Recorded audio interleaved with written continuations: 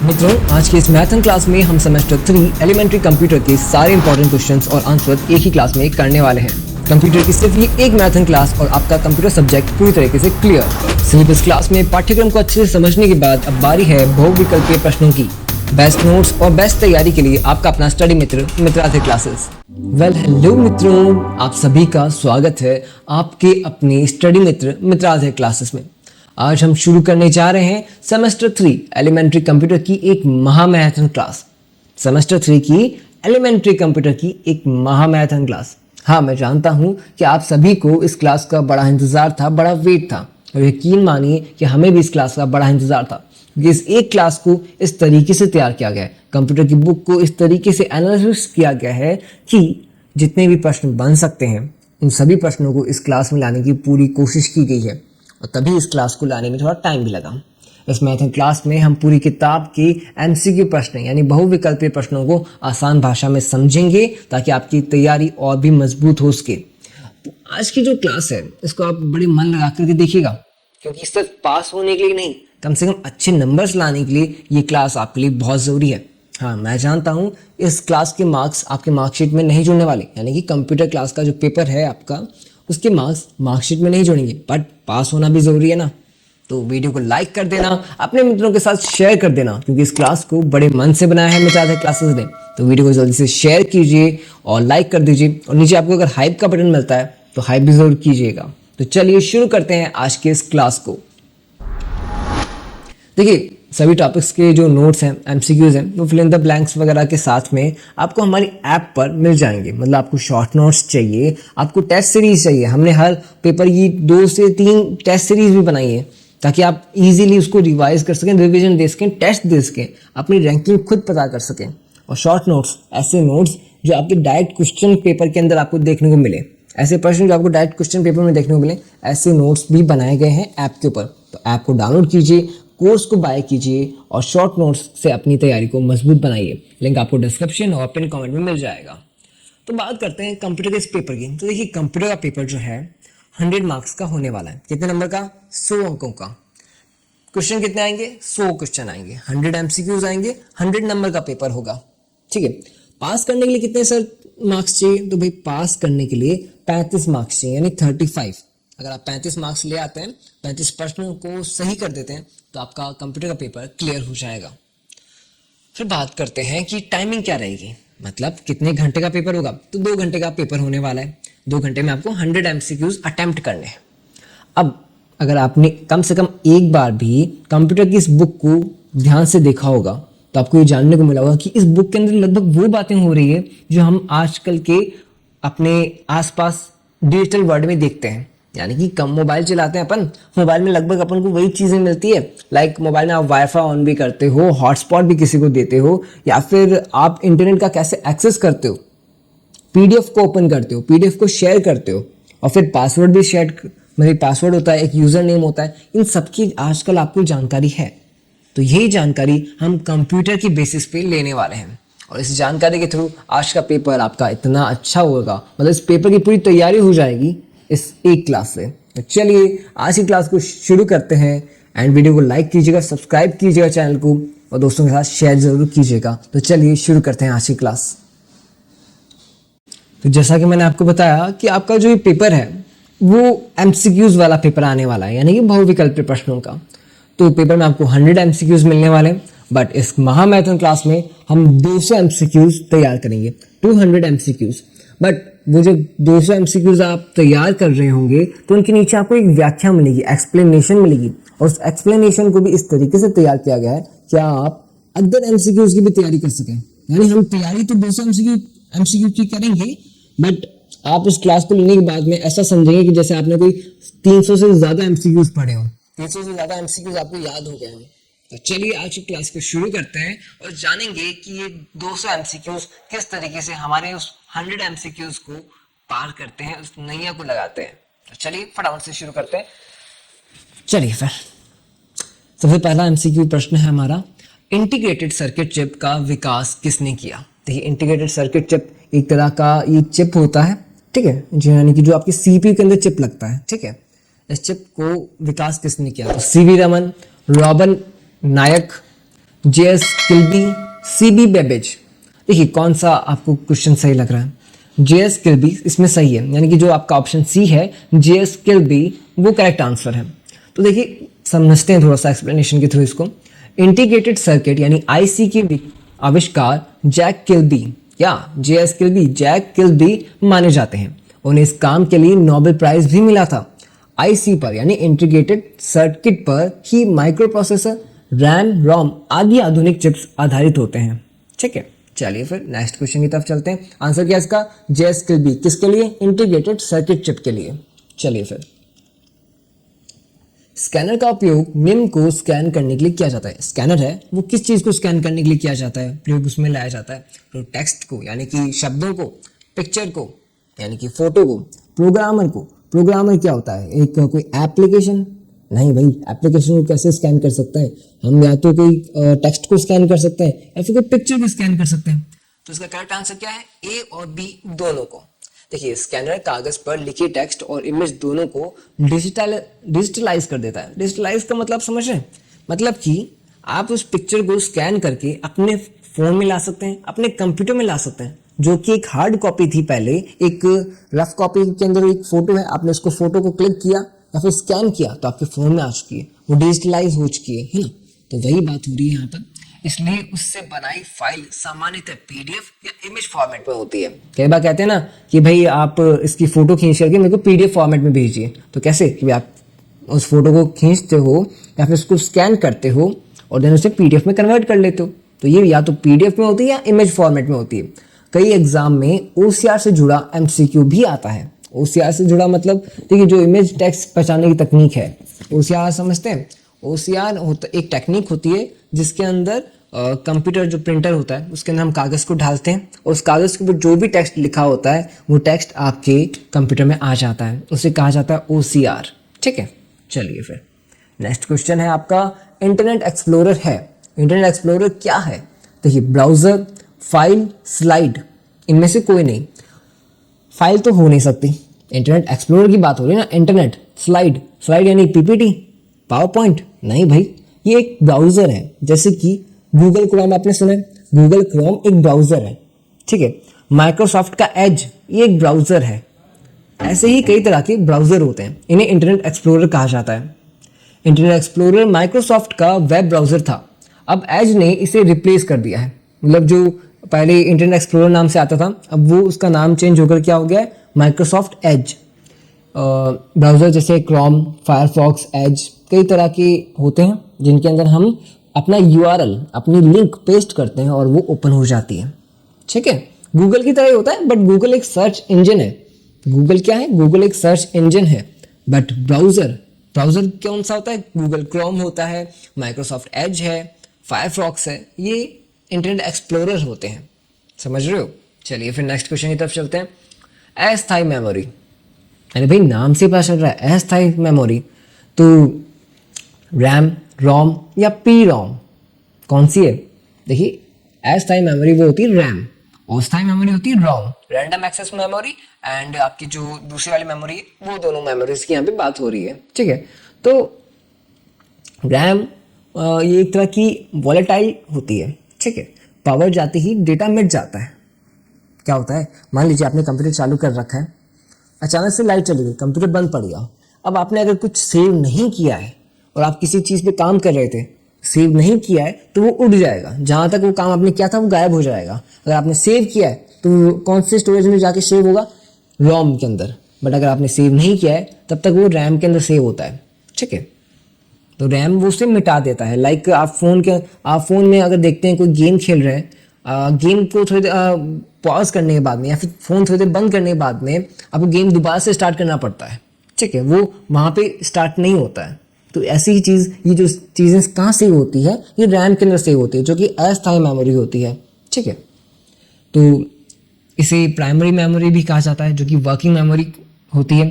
रोम और P ROM ये आदि जो मेमोरीज हैं ये नॉन वोलेटाइल मेमोरी होती हैं, यानी कि जिन्हें मिटाया नहीं जा सकता। जो तभी मिटाई जा सकती है जब आप उन्हें कमांड दें कि हाँ भाई डिलीट का कमांड दिए बिना इन्हें मिटाया नहीं जा सकता। ये इरेज नहीं होती हैं, तभी इरेज होते हैं जब आप इन्हें कमांड दोगे। ठीक है, चलिए फिर नेक्स्ट क्वेश्चन की तरफ चलते हैं। HTML का पूरा नाम क्या है? HTML का पूरा नाम हाइपर टेक्स्ट मार्कअप लैंग्वेज। कौन सा नाम है इसका? Hyper text markup language. देखिए HTML एक मार्कअप लैंग्वेज है, प्रोग्रामिंग लैंग्वेज नहीं। इससे वेब पेज की स्ट्रक्चर बनती है, मतलब वेबसाइट होती है ना, वेबसाइट को कोडिंग के थ्रू बनाया जाता है, ठीक है। बट कौन सी कोडिंग? उस कोडिंग का नाम क्या है? उस कोडिंग का नाम है HTML, hyper text markup language. ये एक तरह की लैंग्वेज है। हेडिंग, पैराग्राफ, लिंक, इमेज, मतलब जो कहते हैं ना वेबसाइट के अंदर आपको शो हो रहा है वो HTML के थ्रू ही बना है, ठीक है।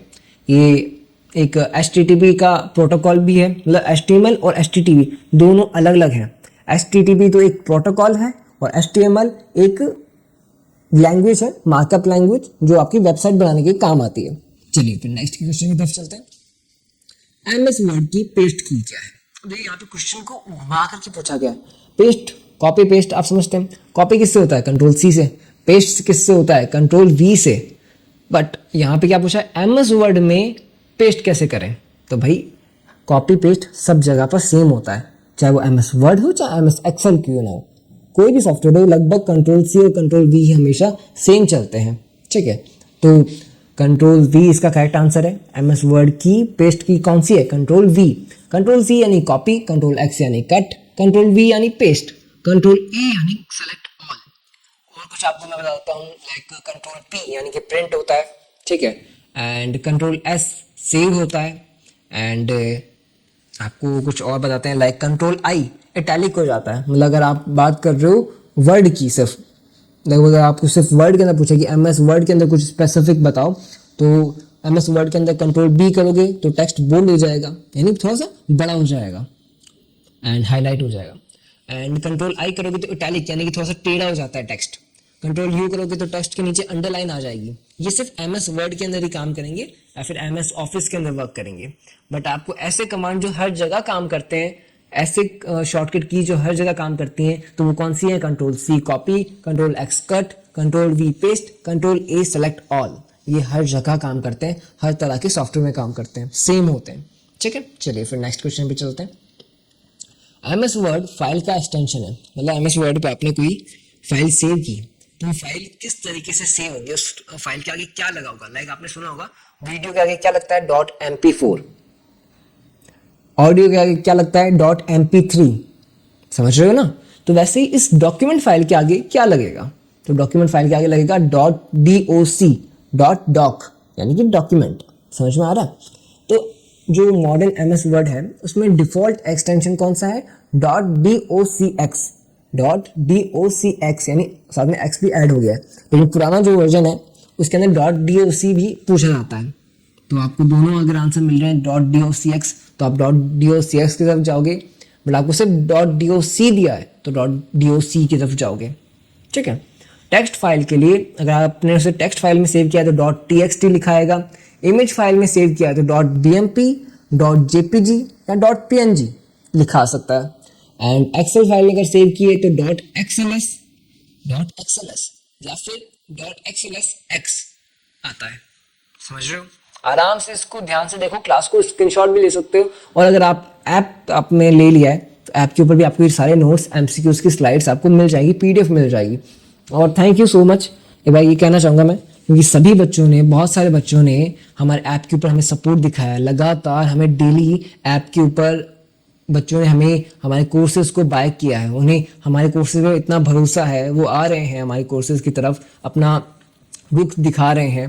तो आप भी अगर अभी तक आपने कोर्स बाय नहीं किया है तो फटाफट से बाय कर लो, क्योंकि इतने सारे बच्चों ने जब हमें भरोसा दिखाया है तो हम भी उस भरोसे को कामयाब करने वाले हैं, उसको उसकी लाज रखने वाले हैं। तो आपको अच्छे से नोट्स वहाँ पे मिलेंगी, यानी जैसे आप ये PDF देख रहे हो तो इस PDF की भी आपको नोट्स मिल जाएंगे। कंप्यूटर क्लासेस की ऐप के ऊपर सारी नोट्स मिलेंगी, टेस्ट सीरीज भी मिलेंगी। अगर आपने फ्री टेस्ट, हाँ एक और बात बता दूँ आपको, कंप्यूटर का अगर आपको फ्री टेस्ट देना है तो आप एप्लीकेशन डाउनलोड करो, आपको एक फ्री टेस्ट भी मिल जाएगा।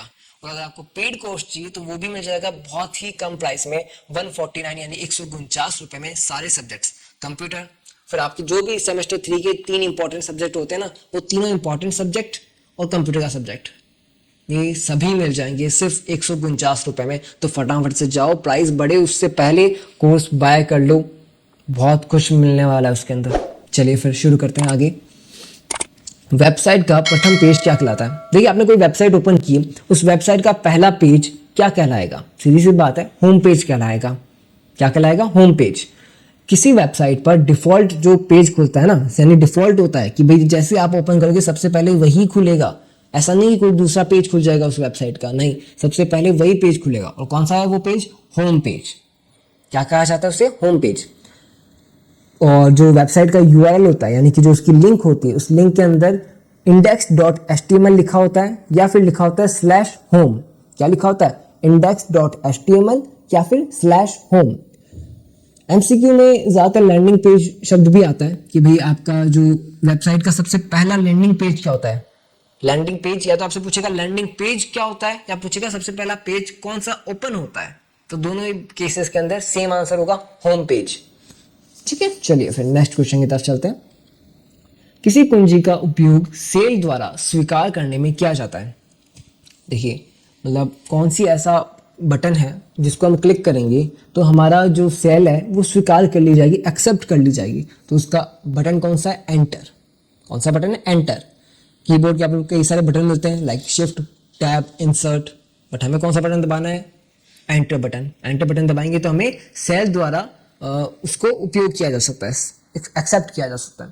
तो एक्सेल या टेबल में एंटर दबाने से सेल का डेटा एक्सेप्ट हो जाता है और कंट्रोल अगली सेल पर चला जाता है। मतलब आपने एक छूट, सेल का मतलब क्या होता है? जो खांचे होते हैं ना एक्सेल के अंदर, एक्सेल की शीट देखी हुई आपकी, एक्सेल की शीट में कुछ खांचे होते हैं जहां पे आप डेटा लिखते हो। लाइक मैंने एक डेटा लिखा 115, तो उस 115 को मैंने लिख दिया, बट मैं जब तक एंटर नहीं दबाऊंगा वो जो खांचा है उसके अंदर नहीं आएगा। एंटर दबाने के बाद में उस खांचे के अंदर सेव होगा और नेक्स्ट खांचे में वो चला जाएगा। समझ रहे हो? खांचे को सेल बोला जाता है।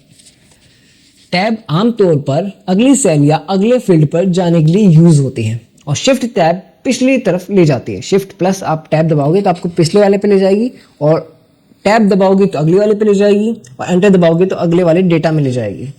चलिए फिर, हेक्साडेसिमल संख्या सिस्टम का आधार है। हेक्साडेसिमल संख्या कौन सी सिस्टम का आधार है? तो देखिए, 16 नंबर जो हेक्साडेसिमल संख्या है वो सिस्टम का आधार होती है।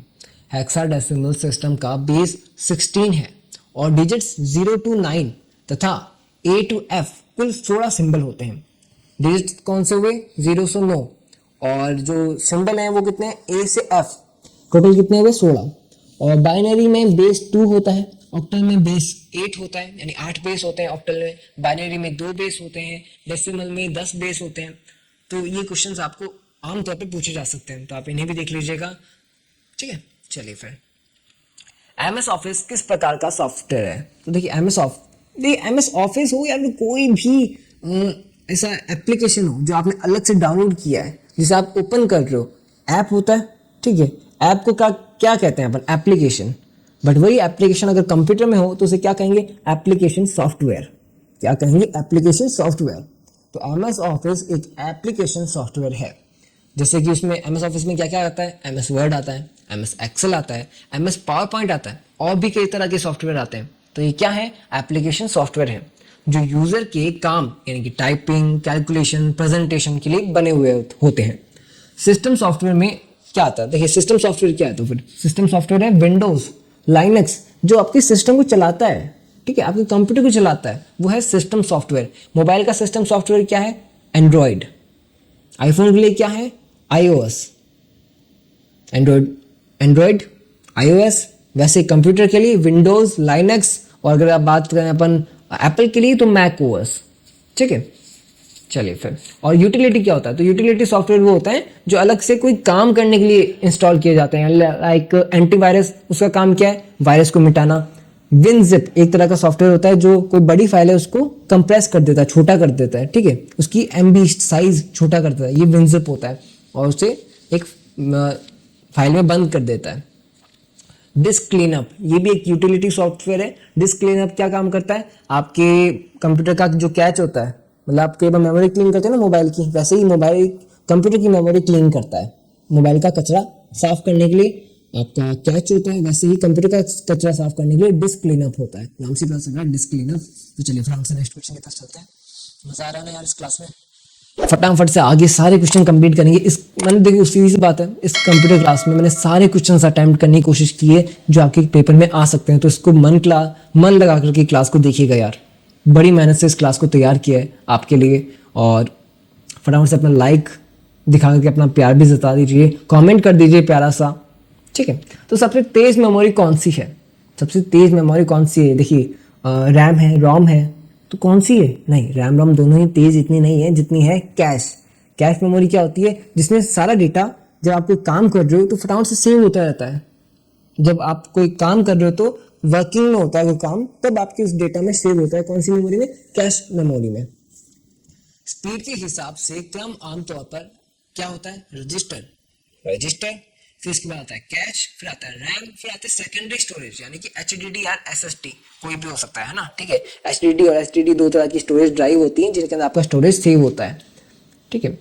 और कैश मेमोरी सीपीयू चिप के बहुत पास रहती है, इसलिए एक्सेस टाइम सबसे कम होता है। सीपीयू क्या है? दिमाग है कंप्यूटर का।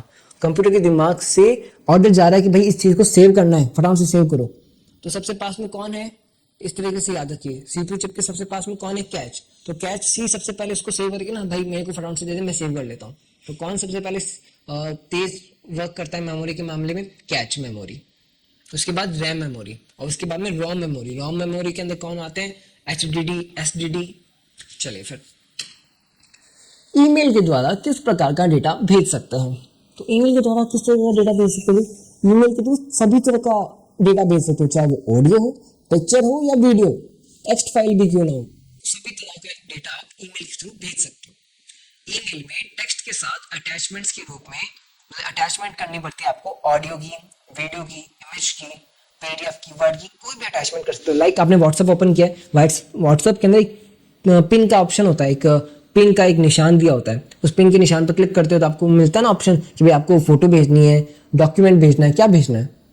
व्हाट्सएप में आता है ना वो एक निशान, वैसा ईमेल करते वक्त एक निशान आता है अटैचमेंट का, जिसमें आप सेलेक्ट कर लोगे, आप वो भेज सकते हो। क्या? ऑडियो भेज सकते हो, वीडियो, इमेज, पीडीएफ, वर्ड की कोई फाइल, एक्सेल की कोई फाइल, कोई भी, किसी भी तरह की आप फाइल्स उसमें अटैच कर सकते हो ईमेल के अंदर और उन्हें भेज सकते हो सामने वाले को। ईमेल में क्या होता है? ईमेल में आपको बस सामने वाला का ईमेल आईडी टाइप करना है, सब्जेक्ट लिखना है और उसे जो भी भेजना है भेज सकते हो। हाँ, एक लिमिटेड साइज होती है 25 MB, एंड लार्जेस्ट फाइल्स के लिए आपको इसे अपलोड करना पड़ता है क्लाउड के ऊपर। क्लाउड कौन से? गूगल ड्राइव, वन ड्राइव, ये गूगल स्टोरेज होते हैं जिनके अंदर क्लाउड स्टोरेज बोलते हैं इनको। जैसे गूगल ड्राइव हो गया, गूगल का स्टोरेज है, वन ड्राइव हो गया, माइक्रोसॉफ्ट का स्टोरेज है, इनके आप स्टोरेज पे सेव करते हो, फिर आपको इनको लिंक को सेंड कर देते हो ईमेल पर। समझ रहे हो बात को? ये क्वेश्चन थोड़े हार्ड लग सकते हैं, बट देखिए मैंने क्वेश्चंस को इसी तरीके से उठाया है कि इजी क्वेश्चंस तो आप आसानी से कर लोगे, हार्ड क्वेश्चंस आ गए तो क्या करोगे? तो हार्ड क्वेश्चंस को हम पहले कंप्लीट करेंगे, लगभग 100 MCQ हार्ड है और आगे आने वाले 100 MCQ वो इजी हैं। तो हम 200 MCQs करने वाले हैं, ठीक है। 100 MCQ हार्ड है, 100 MCQ इजी हैं, सारे तरह के MCQs हम कवर कर लेंगे। चलिए फिर, निम्न में से कौन सा भाषा अनुवादक नहीं है? भाषा अनुवादक कौन सा नहीं है? तो देखिए, कंप्लायर, प्रोसेसर, असेंबलर, इंटरप्रेटर। कौन सा भाषा अनुवादक नहीं है? कौन है जो लैंग्वेज ट्रांसलेट नहीं कर सकता, ट्रांसलेट नहीं कर सकता? कौन नहीं कर सकता? प्रोसेसर। प्रोसेसर का काम तो भाई चीजों को काम करने का है ना, सीपीयू का एक हार्डवेयर है, वो तो दिमाग का काम करता है, प्रोसेसर प्रोसेसिंग करता है। तो कंप्लायर हाई लेवल को मशीन कोड में एक बार में ट्रांसलेट कर देता है, कोई एक मशीन का कोई कोड आया उसको ट्रांसलेट कर देगा, कौन? कंप्लायर। असेंबलर भी उसको जो लैंग्वेज होती है असेंबली लैंग्वेज, उसको मशीन लैंग्वेज में बदल देता है। और इंटरप्रेटर लाइन बाय लाइन काम करता है, वो एक एक लाइन को ट्रांसलेट करता है। मतलब कंप्लायर, असेंबलर, इंटरप्रेटर, ये तीनों ही ट्रांसलेट कर सकते हैं मशीन लैंग्वेजेस को, असेंबली लैंग्वेजेस को, ठीक है। बट प्रोसेसर ट्रांसलेट नहीं कर सकता, वो एक ट्रांसलेटर सॉफ्टवेयर नहीं है। चलिए फिर नेक्स्ट की ओर चलते हैं। 1 GB समतुल्य है। देखिए, सबसे पहले मैं बताना चाहूँगा, आपकी जो स्टोरेज होती है ना, वो अलग अलग तरह की इकाइयों में बंटी होती है। लाइक बाइट्स होते हैं, किलो बाइट्स होते हैं, फिर आती है मेगा बाइट्स, फिर गीगा बाइट्स। ये एक तरह की स्टोरेज इकाइयाँ होती हैं, इन्हें मापने का एक तरीका होता है ना। लाइक जैसे अपन वजन है, वजन कैसे नापते हैं? किलो में नापते हैं। किलो से पहले क्या आता है? ग्राम आता है, फिर किलोग्राम आता है, फिर उसके ऊपर और भी आता है ना। वैसे ही ये स्टोरेज को मापने की इकाइयाँ हैं, ठीक है, अब हमें पूछा गया कि 1 GB है वो किसके समतुल्य है, तो 2 की घात 30, 2 की घात 30 इसके समतुल्य है। अब 2 की घात 30 का मतलब इतना हुआ कि उसमें 2 की घात 30 बाइट्स है, बाइट्स।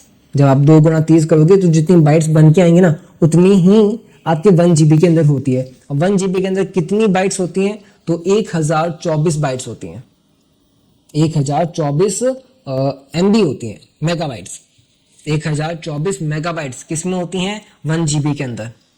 आपको यहाँ पे एक पूरा यूनिट टेबल मिल रहा होगा, उसमें आप देख सकते हो कि 1 KB में कितनी बाइट्स हुई, 1024 बाइट्स, ठीक है, सॉरी 2 की घात 10 बाइट्स। और बाइट्स में कितना होता है, 10,024 बाइट्स। पूरी आपको टेबल यहाँ पे मिल जाएगी, आप ध्यान से इसको एक बार देख लीजिएगा। चलिए फिर नेक्स्ट क्वेश्चन चलते हैं। MS वर्ड में हाइपरलिंक के लिए शॉर्टकट की है। हाइपरलिंक क्या होता है ये भी समझ लो।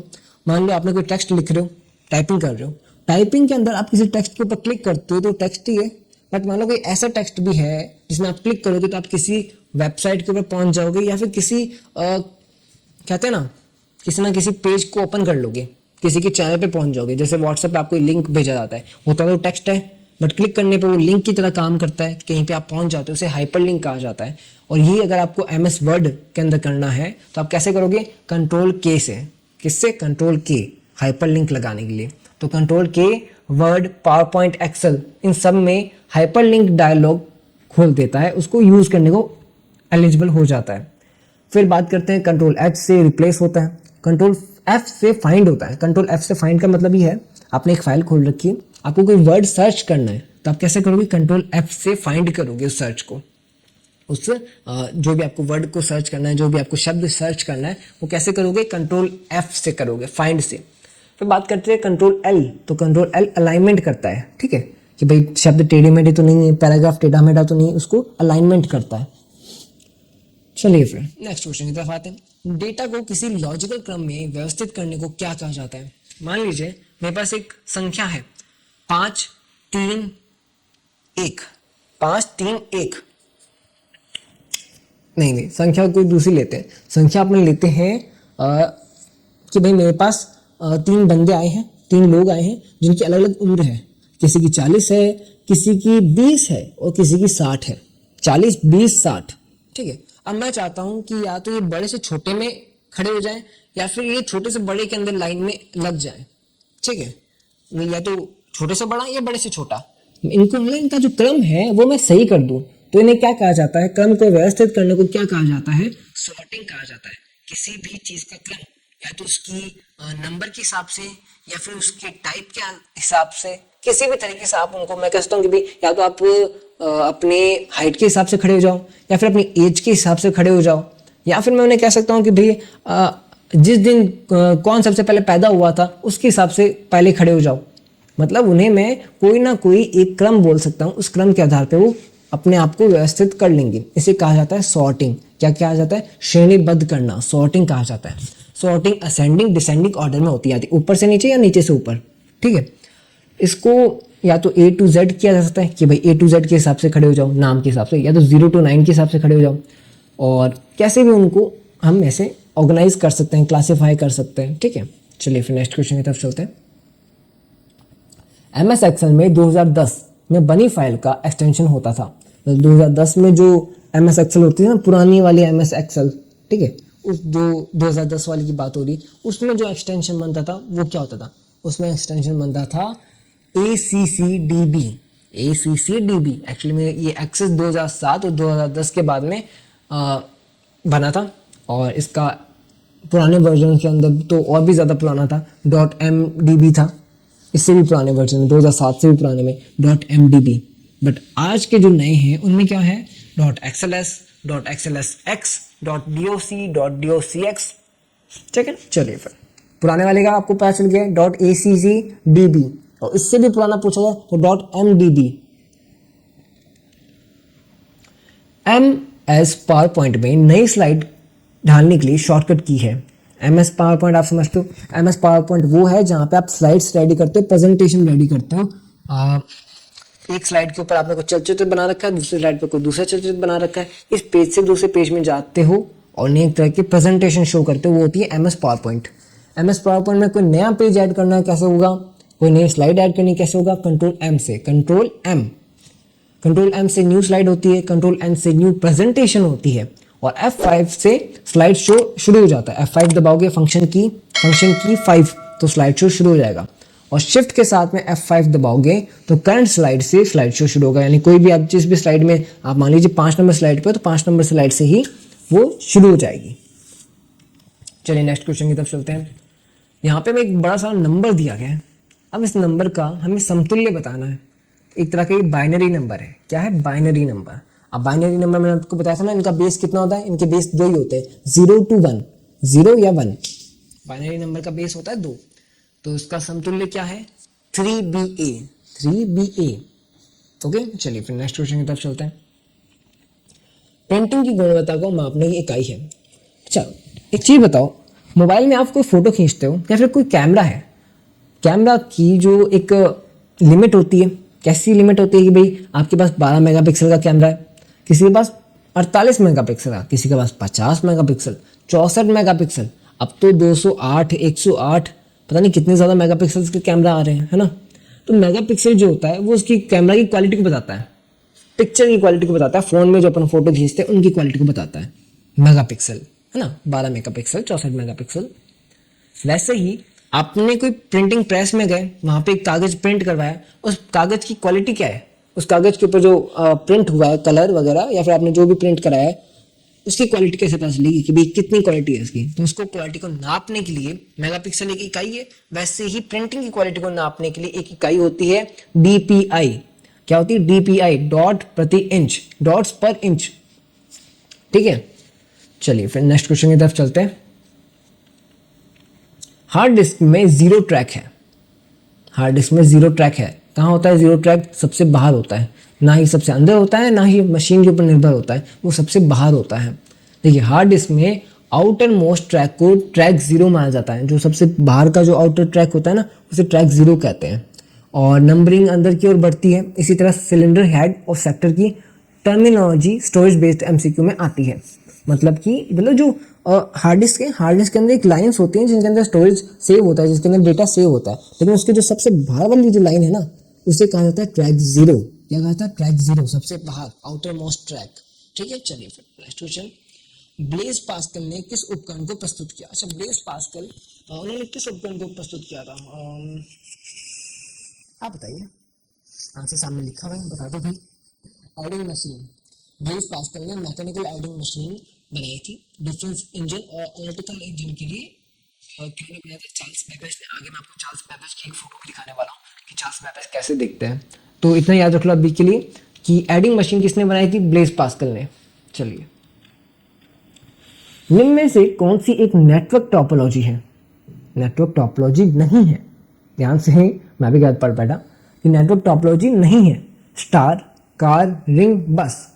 देखिए, कॉमन नेटवर्क टोपोलॉजीज जिसमें बस, स्टार, रिंग ये आते हैं, पर कार जो है वो नेटवर्क टोपोलॉजी में नहीं आती है। मतलब एक तरीके से जो कार है वो नेटवर्क्स को क्या कहते हैं, ट्रांसफर नहीं कर पाती है।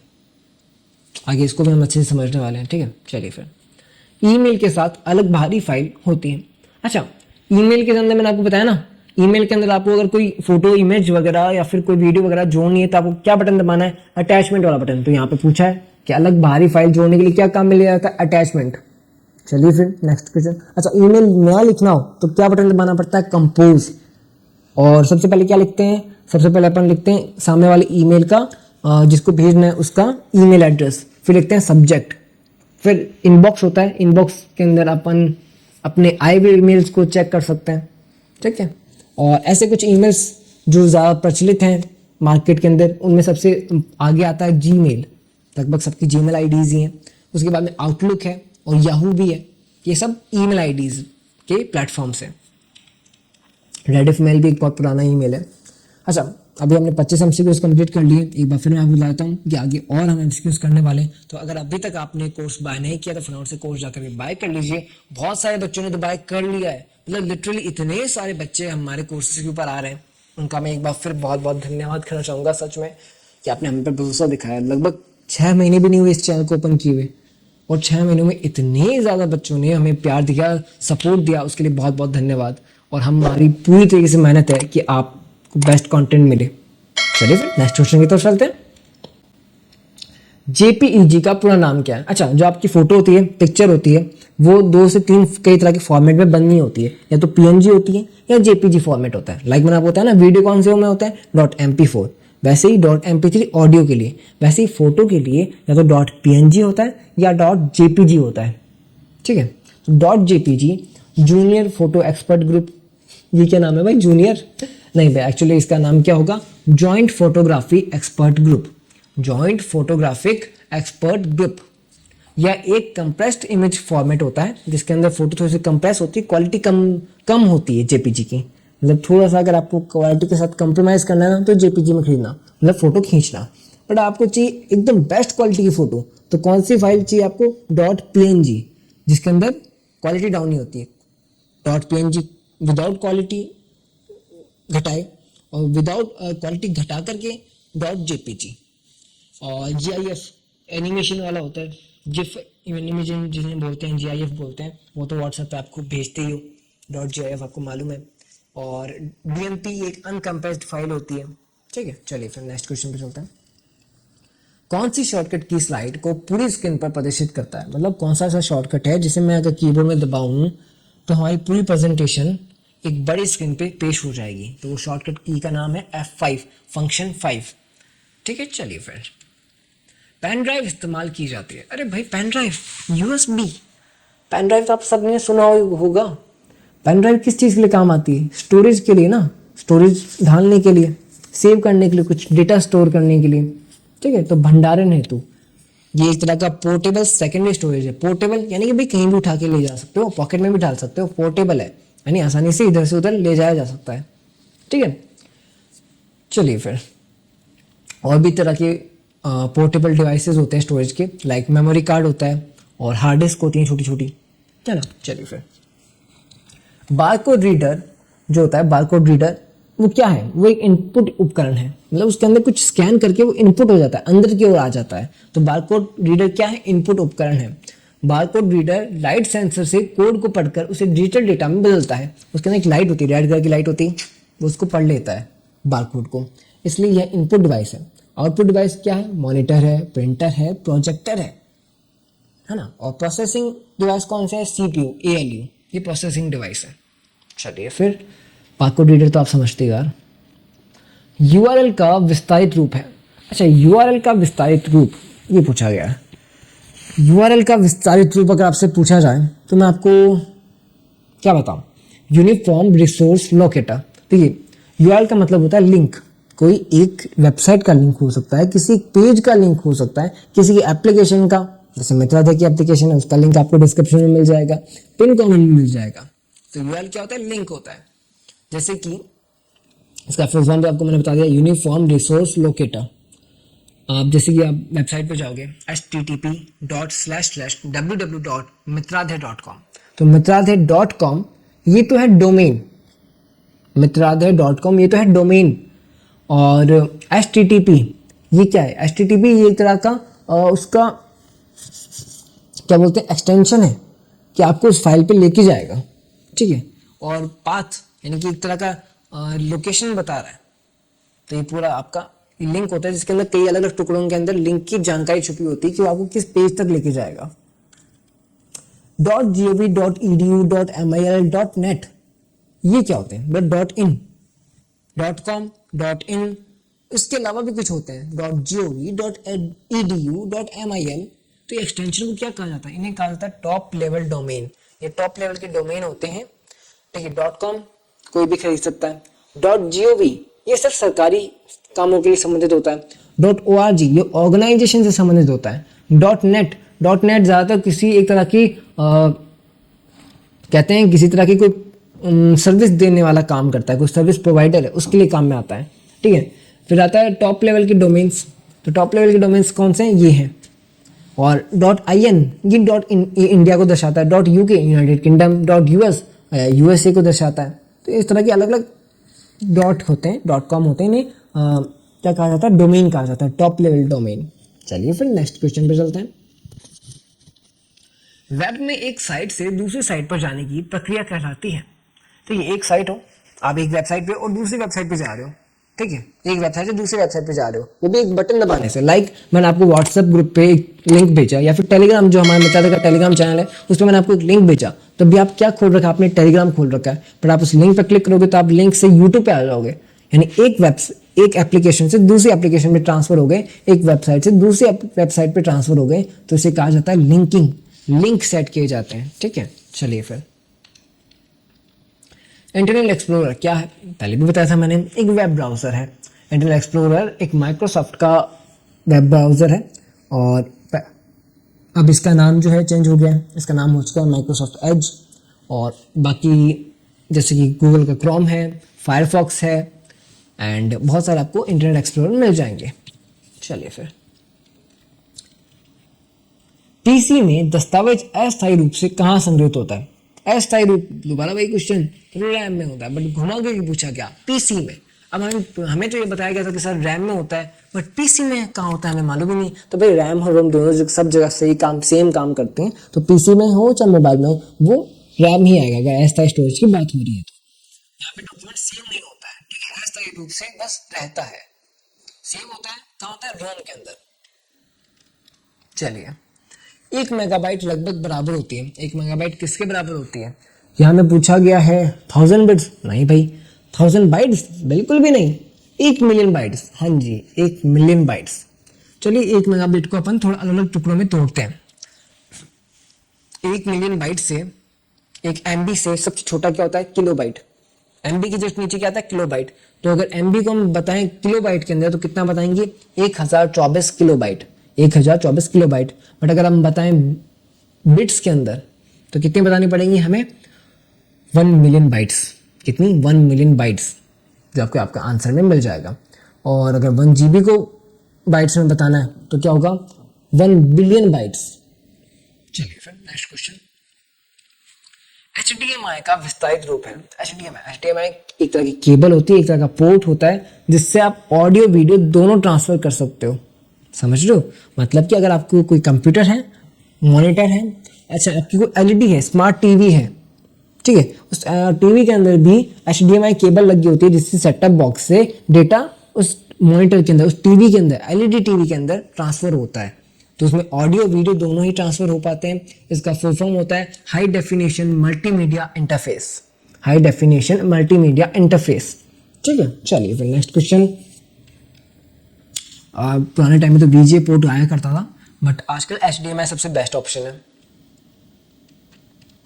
कौन सा फंक्शन MS एक्सेल में उपलब्ध नहीं है? ऐसा कौन सा फंक्शन है जो MS एक्सेल में उपलब्ध नहीं है? तो वह है ऐड।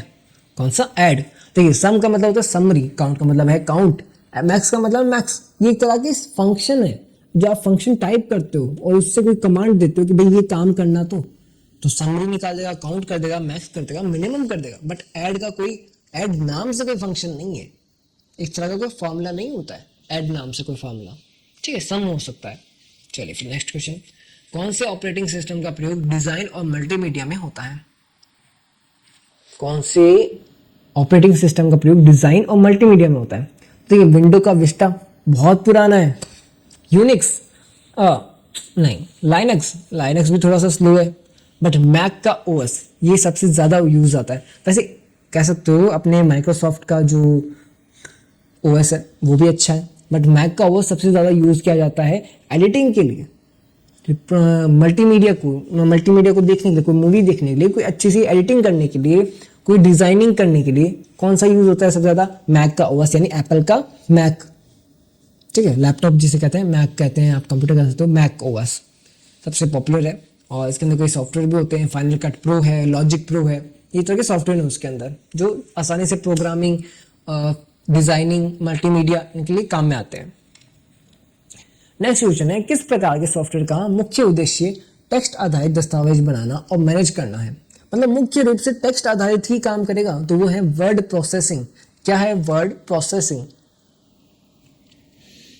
अवांछित ईमेल कहलाते हैं स्पैम, ऐसे ईमेल जो हमें चाहिए नहीं, बेमतलब में आए जाने, अनवांटेड है, ठीक है।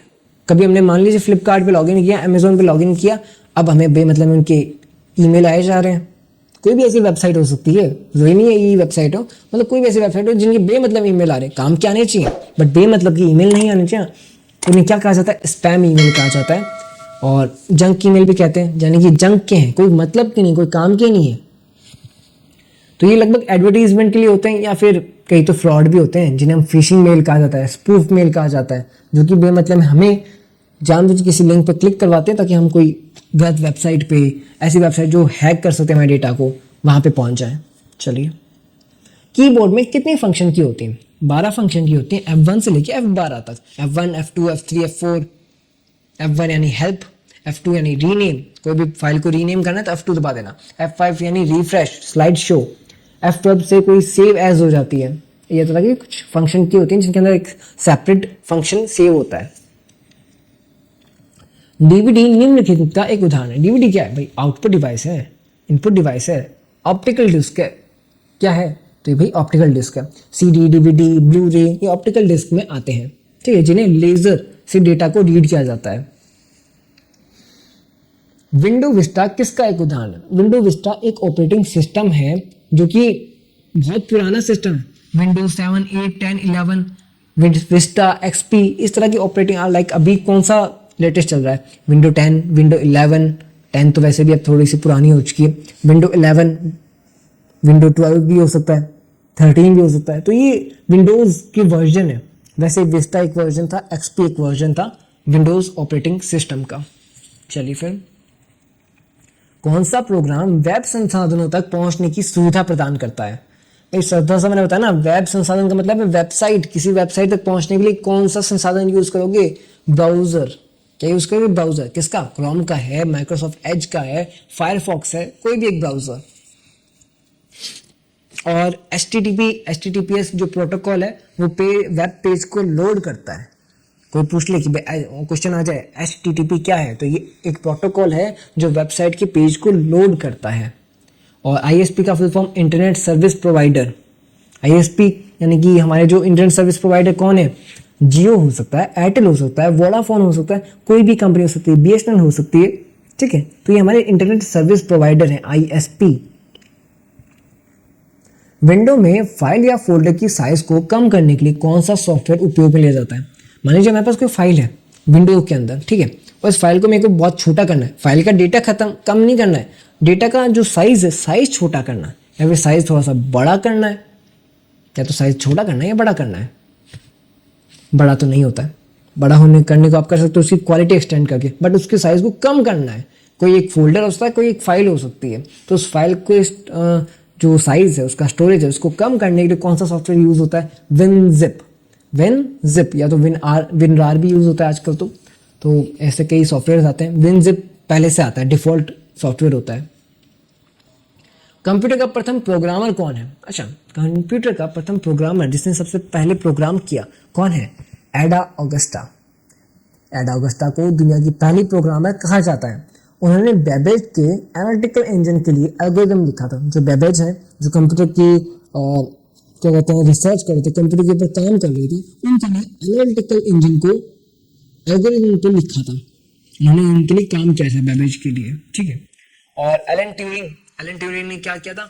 मॉडर्न कंप्यूटर साइंस को ट्यूरिंग मशीन कंसेप्ट के लिए तैयार किया था, फेमस किया था उस चीज को, ठीक है। एलन ट्यूरिंग ने क्या था? मॉडर्न कंप्यूटर साइंस के लिए काम किया था। PD का पूरा नाम क्या है? Personal digital assistant. क्या नाम है? Personal digital assistant. PD पुराने समय का छोटा हैंडल्ड कंप्यूटर या ऑर्गेनाइजर था। स्मार्टफोन आने से ये आजकल फोन के अंदर ही हो जाता है, कॉन्टैक्ट, कैलेंडर, ये सब कुछ उसी में यूज हो जाते हैं, ठीक है। कौन सा एक प्रोटोकॉल नहीं है? POP3, TCP/IP, SMTP या पेंटियम? तो देखिए, पेंटियम एक प्रोटोकॉल नहीं है। पेंटियम एक माइक्रो प्रोसेसर परिवार है। नेटवर्क, ईमेल प्रोटोकॉल नहीं होते, ठीक है। नेटवर्क या ईमेल ये प्रोटोकॉल नहीं होते। प्रोटोकॉल क्या होते हैं? IP है, IMP है, ये सब प्रोटोकॉल होते हैं। TCP है, ठीक है। निमोनिक किस भाषा से संबंधित है? Binary assembly machine Python. तो ये असेंबली भाषा से संबंधित होता है, ठीक है। चलिए फिर, इंटरनेट पर कंप्यूटर का पता किस प्रकार लगाया जाता है?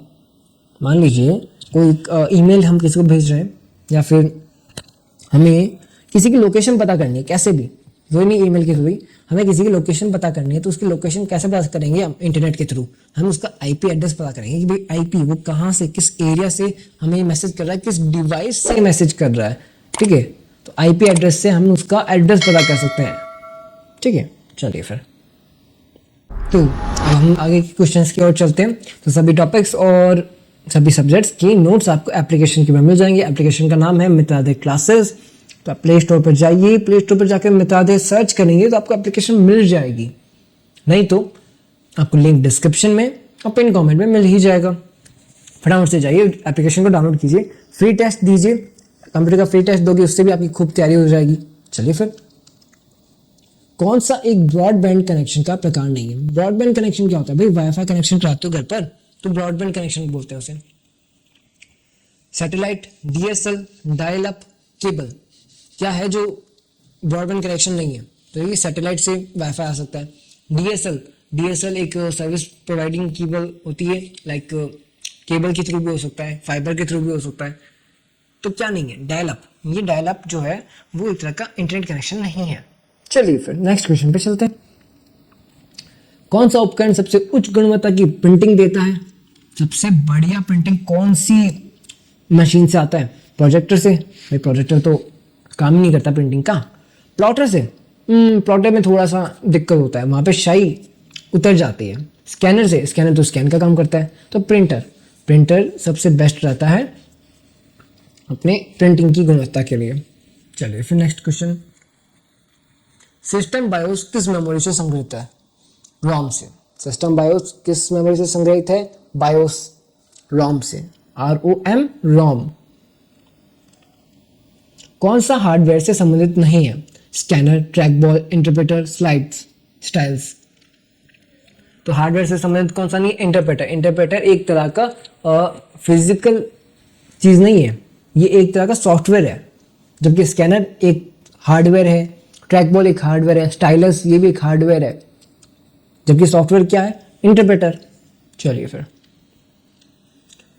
टोनर किस प्रकार के प्रिंटर से संबंधित है? टोनर जो है वो किस प्रिंटर में लगता है? तो वो लगता है लेजर प्रिंटर के अंदर। ठीक है, चलिए फिर, ड्राई पाउडर भी आता है टोनर का, इंक भी आता है टोनर के अंदर।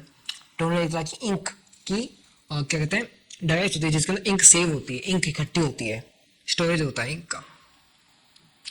पंच कार्ड का निर्माण किसने किया था? हरमन हॉलरेथ। आपको फोटो देखने को मिल रही है, ये हरमन हॉलरेथ की फोटो है। तो हरमन हॉलरेथ ने सेंसस के लिए पंच कार्ड टेबुलेटिंग मशीन बनाई थी। आगे चलकर यही टेक्नोलॉजी अर्ली कंप्यूटर्स में भी यूज हुई।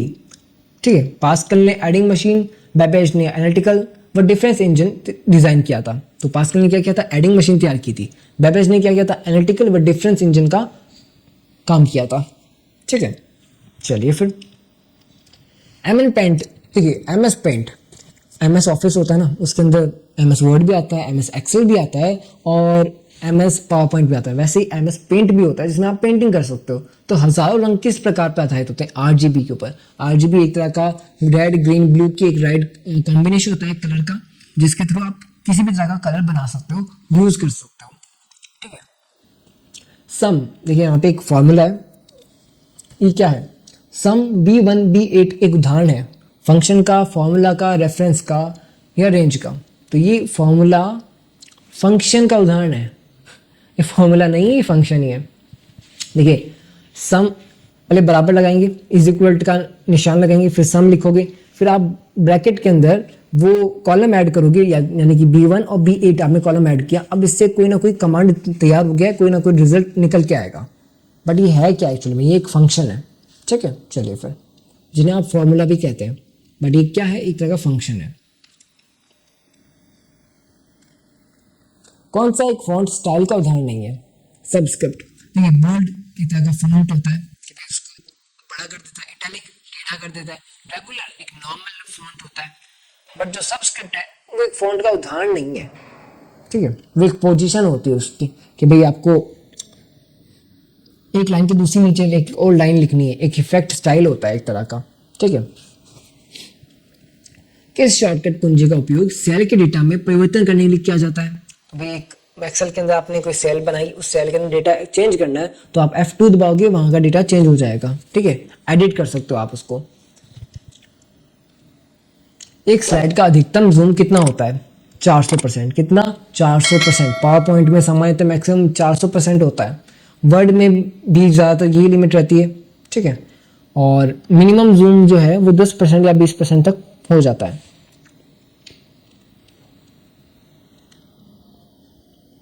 व्हाट इफ एनालिसिस का उपयोग खोलने के लिए क्या किया जाता है? सिनेरियो, गोल, सीक, सॉल्वर।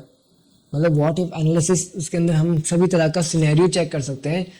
चेक कर सकते हैं कि हमारे कंप्यूटर किस तरीके से वर्क कर रहे हैं, कंप्यूटर का क्या गति चल रही है, ये सब एनालिसिस कर सकते हैं उसके अंदर। ठीक है, तो ये गोल, सीक, सिनेरियो, सॉल्वर हर चीज़ की डेटा निकाल देता है, एनालिसिस कर देता है। तो व्हाट इफ का एनालिसिस का ये उपयोग होता है।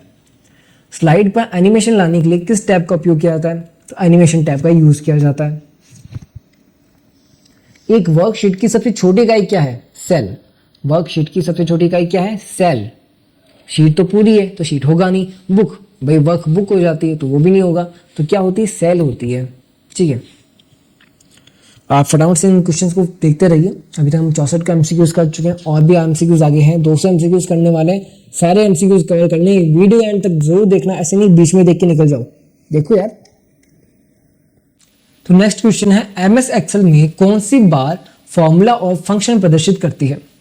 तो कौन सी बार ये जो है फॉर्मूला प्रदर्शित करती है? तो भाई नाम में फॉर्मूला है तो ये फॉर्मूला बार ही है। ठीक है, फॉर्मूला बार में एक्टिव सेल का कंटेंट कौन सा होता है? फॉर्मूला, वैल्यू, ये हमें दिखाई दी जाती है, जिसे हम एडिट भी कर सकते हैं। और स्टेटस बार के अंदर ये हमें समरी, एवरेज, ये दिखाई दे जाते हैं। ठीक है, ये कहाँ होती है? ये टाइटल बार के ऊपर होती है, फाइल नाम दिया जाता है आपको। ठीक है, चलिए फिर नेक्स्ट देखते हैं अपन।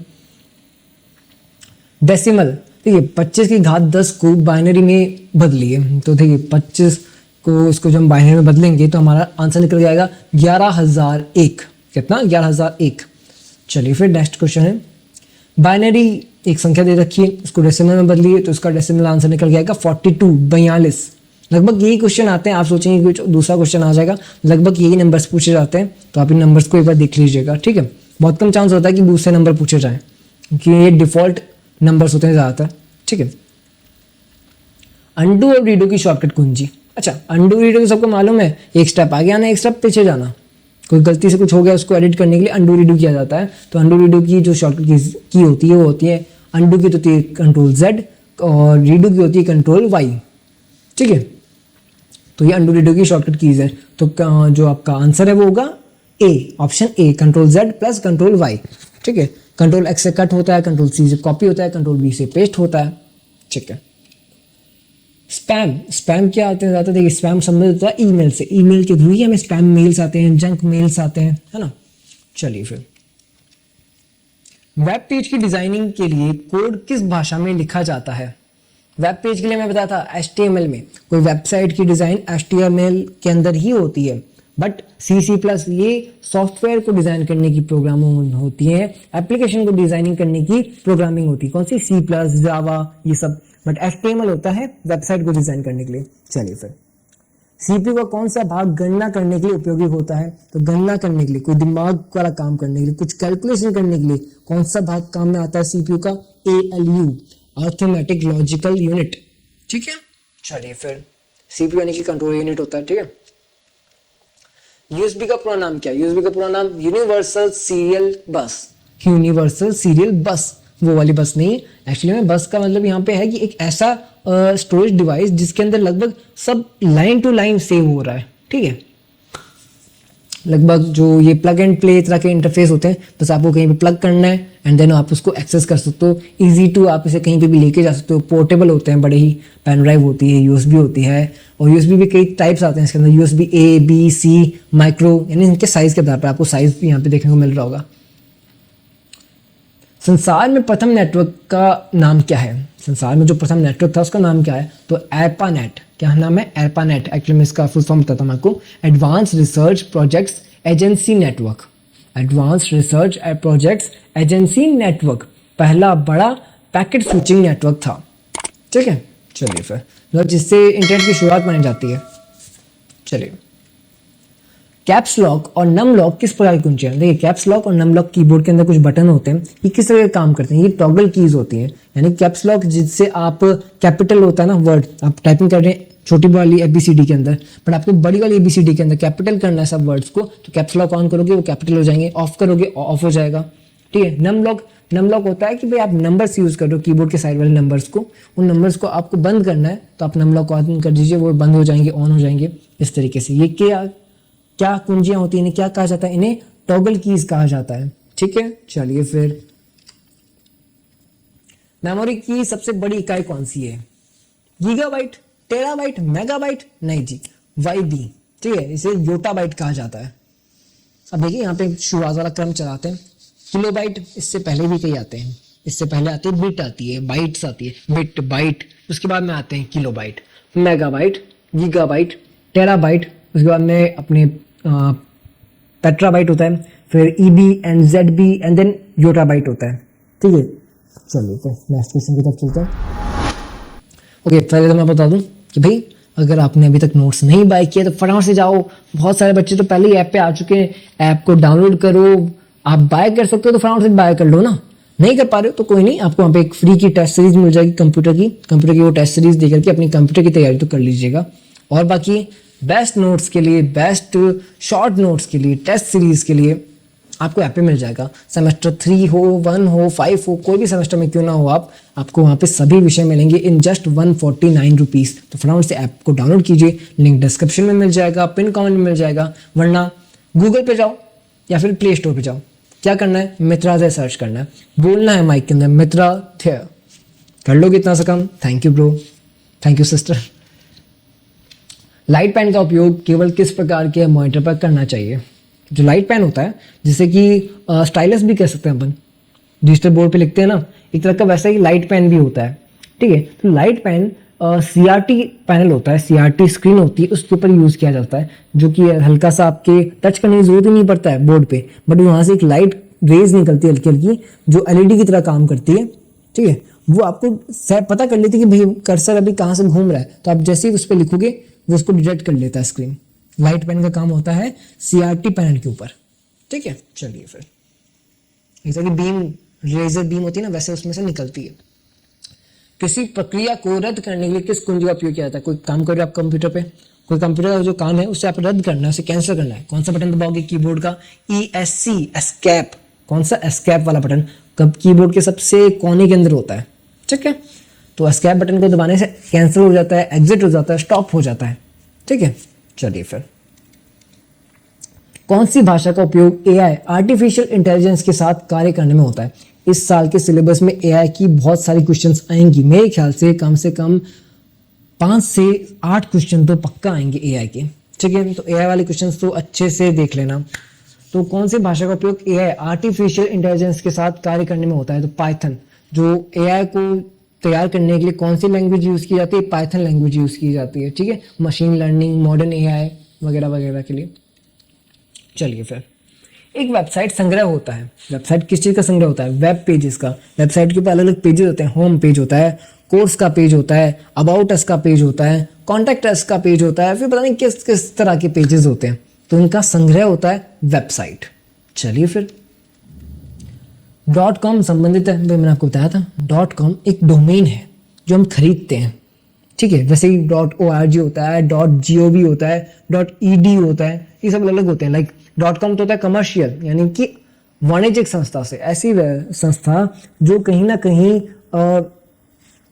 खुली है, प्राइवेटली ओन करते हैं अपन। ठीक है। और उसका काम है कुछ वाणिज्य से रिलेटेड, कुछ ई कॉमर्स से रिलेटेड, जिसपे कुछ सेल करना उन्हें या फिर कुछ अपनी प्रेजेंस को शो करना है, तो .com दिया जाता है। .org कोई ऑर्गेनाइजेशन लेती है, यानी कि कोई संस्था है वो ऑर्गेनाइजेशन लेगी है, लाइक कोई भी एक खूबसूरती संस्था, उसका आगे .org मिल जाएगा आपको। गवर्नमेंट की वेबसाइट के आगे हमें मिलेगा .gov। एजुकेशनल की वेबसाइट है .edu मिलेगा, और मिलिट्री की वेबसाइट होती है वहाँ .mil मिलेगा। ठीक है। चलिए फिर और कंट्री कोड के हिसाब से भी कुछ डोमेन बने होते हैं, .in होता है, .us, .uk, बताया था मैंने आपको आगे। चलिए फिर आगे चलते हैं। कंप्यूटर कौन सी भाषा समझता है? तो कंप्यूटर बाइनरी भाषा समझता है। बाइनरी लैंग्वेज के अंदर मैंने आपको बताया था 2 बेस होते हैं, 0 और 1। चलिए फिर नेक्स्ट चलते हैं अपन, ये मशीन लैंग्वेजेस होते हैं। ठीक है। कौन सी फाइल का उपयोग MS वर्ड शुरू करने में होता है? winword.exe winword.exe यानी विंडो के अंदर वर्ड जो फाइल होती है उससे हम MS वर्ड को ओपन कर सकते हैं। ठीक है, MS वर्ड का जो बटन होता है ना, जब उस पर क्लिक करते हैं तो हमें कौन सा एक्सटेंशन खुलता है? एक्सटेंशन खुलता है winword.exe। चलिए नेक्स्ट क्वेश्चन, आधुनिक कंप्यूटर के पिता कौन है? बताया था मैंने, चार्ल्स बेबेज। मैंने आपको एक नाम बताया था पहले, बेबेज। तो ये है चार्ल्स बेबेज। चार्ल्स बेबेज को फादर ऑफ मॉडर्न कंप्यूटर कहा जाता है। उन्होंने एनालिटिकल इंजन और डिफरेंस इंजन की अवधारणा दी थी। एलन ट्यूरिंग को थियोरेटिकल कंप्यूटर साइंस और एआई का जो है ना पायोनियर माना जाता है, मतलब एक तरह से शुरुआती व्यक्ति माना जाता है। चलिए फिर, ऑप्टिकल उपकरण आधारित है। ऑप्टिकल, ये एक तरह की केबल होती है एक्चुअली में, ये जिस केबल के अंदर बहुत ही पतली केबल होती है, बट इसके अंदर इतनी पावर होती है कितना भी तरह का भारी डेटा क्यों ना उसको ट्रांसफर कर सकता है। तो optical devices like CD, DVD drive, optical mouses, barcode scanner, इन सब के अंदर ये लाइट सिग्नल का काम करता है, रिफ्लेक्शन का काम करता है, डेटा को डिटेक्ट करने का काम करता है। तो ये क्या है? ये एक लाइट सिग्नल का आधारित है, उपकरण आधारित है। चलिए फिर, BCR का पूरा नाम क्या है? Barcode reader, BCR। ठीक है, QR कोड रीड करता है, बारकोड रीड करता है। कौन सा एक भारत का सुपर कंप्यूटर? अच्छा, भारत का सुपर कंप्यूटर, सनवे, नाम ही नहीं लग रहा भारत का, तो स्मिथ, तेहान, ये थोड़ा थोड़ा भारत का नाम हो सकता है, बट इससे ऊपर जस्ट जो आपको नाम मिल रहा है प्रत्युष, तो प्रत्युष भारत का सुपर कंप्यूटर है। प्रत्युष और मिहिर भारत के क्लाइमेट और वेदर रिसर्च के लिए प्रसिद्ध सुपर कंप्यूटर्स हैं, जो वेदर रिपोर्ट्स निकाल के देते हैं कि भाई मौसम विज्ञान के लिए काम में आता है, मौसम यांत्रिकी के लिए काम आता है। ठीक है, ये सुपर कंप्यूटर्स होते हैं, बहुत बड़े बड़े कंप्यूटर्स होते हैं जिनके अंदर डेटा बहुत स्पीड में काउंट होता है। ठीक है, मिली सेकेंड्स में, इससे भी ज्यादा तेज। डिफरेंस इंजन का खोजकर्ता कौन है? अभी आया था पहले ही, बताया था ना डिफरेंस इंजन का, तो कौन है? Charles Babbage. चलिए फिर, इंटरनेट और चार्ल्स बेबेज के साथ में मैं एक और व्यक्ति का नाम लेना चाहूंगा, सेमोर क्रे। सुपर कंप्यूटर्स के लिए जान जाते हैं। ठीक है, सेमोर क्रे सुपर कंप्यूटर्स के लिए। एंड एडा ऑगस्टा बताया था पाइथन प्रोग्रामर कहलाती हैं। चलिए फिर, इंटरनेट कनेक्शन के लिए किस युक्ति की आवश्यकता होती है? भाई इंटरनेट कनेक्शन आपने लगा लिया, अब कौन सा एक डिवाइस है जो घर पे लगेगा? वो लगेगा मॉडेम। लगभग राउटर भी कहा जाता है उसको, but modem is best good option. Okay, तो मॉडेम कहेंगे। VGA का पूरा नाम क्या है? अच्छा, मैंने आपको बताया HDMI केबल बताया था ना मैंने आपको। HDMI केबल, HDMI केबल क्या काम करती है? ऑडियो वीडियो को ट्रांसफर करती है ना। VGA केबल का भी वही काम है, बट ये स्पेसिफिकली वीडियो के लिए बनी होती है, वीडियो ग्राफिक्स एरे। ठीक है, वीडियो ग्राफिक्स एरे इसका फुल फॉर्म है। ये डिस्प्ले को मतलब एक तरह से कहते हैं ना, ये आपकी वीडियो ट्रांसफर करती है CPU से मॉनिटर में। समझ गए? चलिए फिर, आजकल के इसके नए ऑप्शंस आ चुके हैं, डिस्प्ले पोर्ट है, HDMI पोर्ट है। निम्नलिखित में से कौन सा CPU का एक हिस्सा है? प्रिंटर, कीबोर्ड, माउस, ये तो अलग से एक आउटपुट डिवाइस है, इनपुट डिवाइसेस हैं, है ना, अलग से एक डिवाइस है। बट ALU मैं बताया था ना, जो गणना का काम करता है CPU के अंदर, CPU के अंदर का हिस्सा ये। तो इसने यही पूछा कि CPU का हिस्सा कौन सा? ALU, जो कि गणना का काम करता है। चलिए नेक्स्ट क्वेश्चन, यदि यह नहीं तो एक कंप्यूटर बूट नहीं कर पाता, ऐसा कौन सा चीज है जिसके बिना कंप्यूटर बूट नहीं कर सकता? Operating system. भाई या तो किसी भी कंपनी का ऑपरेटिंग सिस्टम उसमें होगा ना, तो ऑपरेटिंग सिस्टम ही उसको बूट करता है, उसको स्टार्ट करता है। बूट का मतलब होता है स्टार्ट। चलिए फिर, पहली पीढ़ी के कंप्यूटर का मुख्य घटक था। पहली पीढ़ी, सेकंड पीढ़ी, थर्ड पीढ़ी, फोर्थ पीढ़ी, ये पीढ़ियां आई थी। उन हर पीढ़ी के अंदर कुछ ना कुछ, कहते हैं मुख्य घटक का मतलब है कुछ रिवोल्यूशन आया था, कुछ नया आया था जो सबसे ज्यादा हाईलाइट था कि भाई ये चीज तो उसमें मस्त आई है। तो फर्स्ट पीढ़ी के अंदर कंप्यूटर्स में क्या था? Vacuum tube. सेकेंड जनरेशन के अंदर ट्रांजिस्टर्स। थर्ड जनरेशन के अंदर इंटीग्रेटेड सर्किट्स। और फोर्थ जनरेशन के अंदर माइक्रो प्रोसेसर्स, यानी बहुत छोटे छोटे प्रोसेसर्स। ठीक है, चलिए फिर, VDU को यह भी कहा जाता है, क्या कहा जाता है? Screen monitor. हाँ जी, A और B दोनों सही है। वीडियो यानी कि विजुअल डिस्प्ले यूनिट, यानी कि जो आपके कहते हैं ना, जिससे अपन कुछ देख पा रहे हैं, डिस्प्ले कर पा रहे हैं। लाइक मॉनिटर भी हो सकता है, स्क्रीन भी हो सकता है, मोबाइल की स्क्रीन भी वीडियो है, कंप्यूटर की स्क्रीन भी वीडियो है, LED की स्क्रीन भी वीडियो है। विजुअल डिस्प्ले यूनिट है ये, आउटपुट डिवाइसेज है, स्क्रीन है, मॉनिटर है ना। ट्रैक बॉल, तो ये ट्रैक बॉल माउस होता है, माउस की तरह ही ट्रैक बॉल होता है। माउस को तो आपको वैसे घुमाना पड़ता है साथ में, ठीक है, यहाँ से वहाँ इसको हाथों से करना पड़ता है, वैसे हाथों से ही आप करोगे ट्रैक बॉल का यूज़ भी, बट यहाँ पे आपका ये डिवाइस नहीं हिलेगा, बट जो डिवाइस के ऊपर की जो बॉल है सिर्फ वो स्क्रॉल होगी, वो सिर्फ वही मूवमेंट होगा उसके अंदर, पूरा माउस का मूवमेंट नहीं करना है, यहाँ पे सिर्फ बॉल का मूवमेंट करना है, ठीक है। तो ये ट्रैक बॉल है, एक इनपुट डिवाइसेज है, ठीक है। चलिए फिर पहला वेब ब्राउज़र मोज़ेक, जैसे कि क्रोम है, जैसे कि इंटरनेट एक्सप्लोरर है, जैसे कि आपके माइक्रोसॉफ्ट एज है, फायरफॉक्स है, वैसे ही मोज़ेक पहला वेब ब्राउज़र था, ठीक है। चलिए फिर जंक ईमेल को क्या कहते हैं भाई, वही क्वेश्चन आ गया बट दूसरे तरीके से। तो जंक ईमेल को स्पैम मेल कहा जाता है, अनवांटेड मेल। स्पूफ का मतलब होता है सेंडर आइडेंटिटी को नकली बनाना, ठीक है भाई, जो किसी ने भेजा है ना उसकी आईडी में पता नहीं चलती कि किसने भेजा है, ज़्यादातर स्पैम मेल्स यही होते हैं।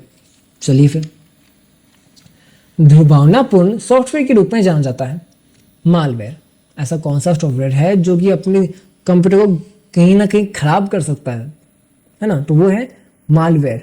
मैलिशियस सॉफ्टवेयर होता है, मालवेयर का मतलब होता है मैलिशियस सॉफ्टवेयर, यानी ऐसा सॉफ्टवेयर जिसके बारे में हमें कुछ समझ में नहीं आ रहा है कि वो सॉफ्टवेयर काम क्या करता है, और कहीं ना कहीं वो हमारे कंप्यूटर डिवाइस को अफेक्ट कर रहा होता है, ठीक है। चलिए फिर इसके लिए एंटीवायरस का यूज होता है ताकि वो वायरस मिटा सके।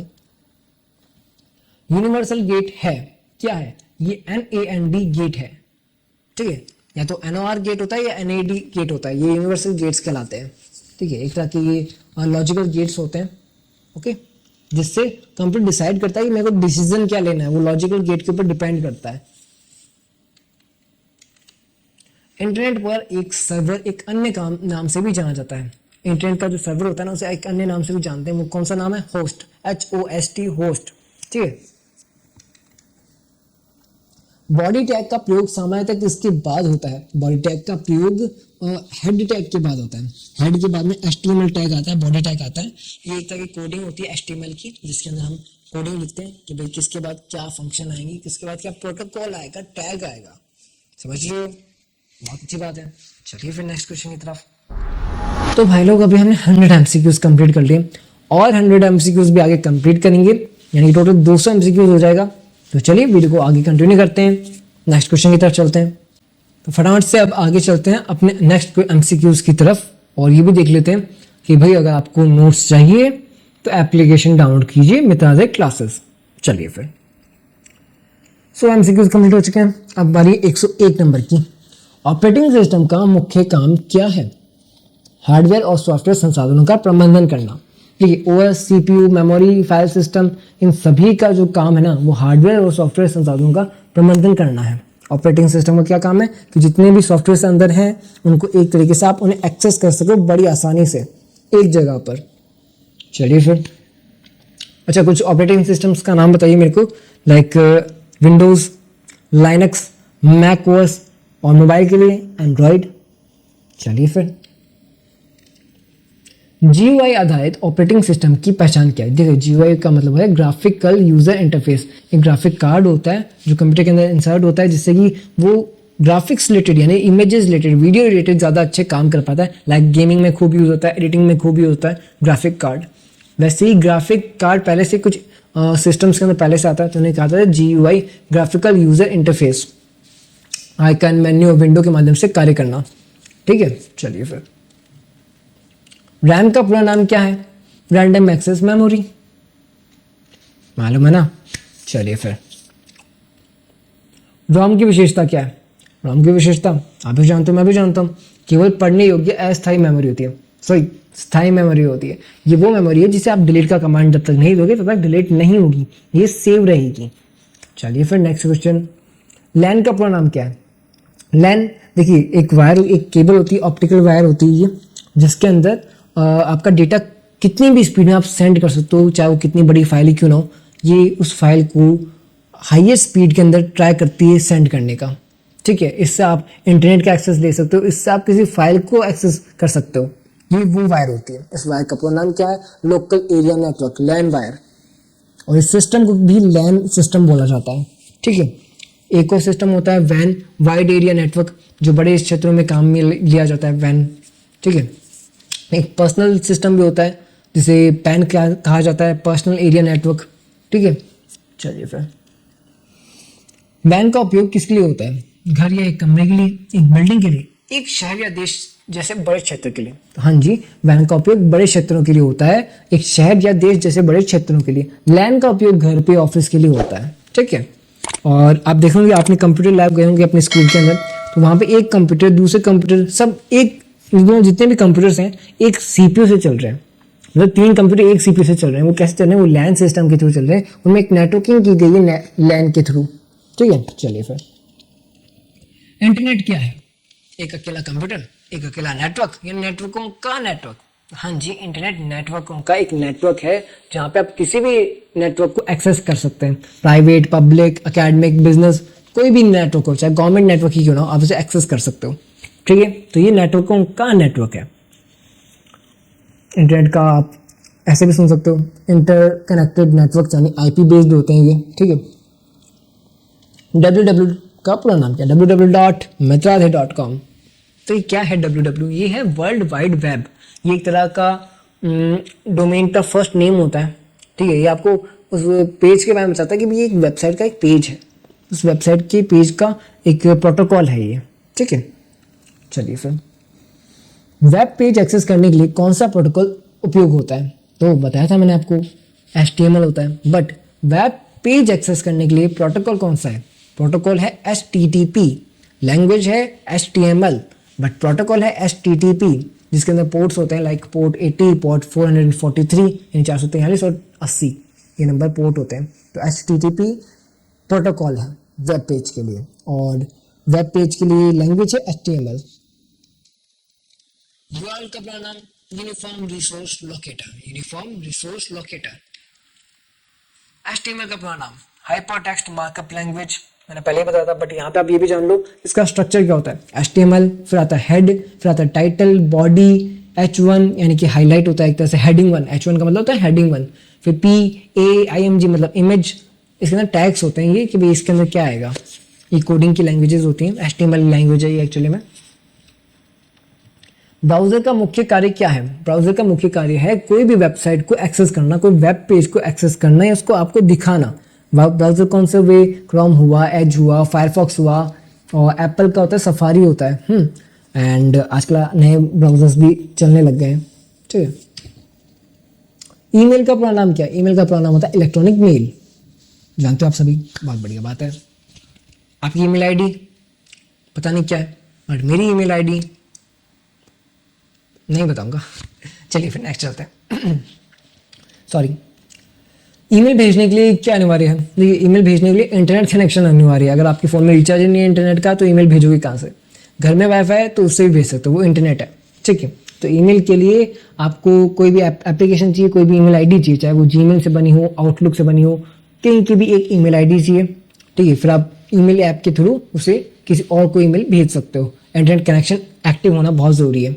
चलिए फिर आईपी एड्रेस क्या दर्शाता है? देखिए, आईपी एड्रेस सामने वाले की पहचान बताता है, उसका एड्रेस बताता है कि वो कहाँ से, किस डिवाइस से भेजा गया है। ठीक है, चलिए फिर HTTP में P का मतलब क्या होता है? प्रोटोकॉल।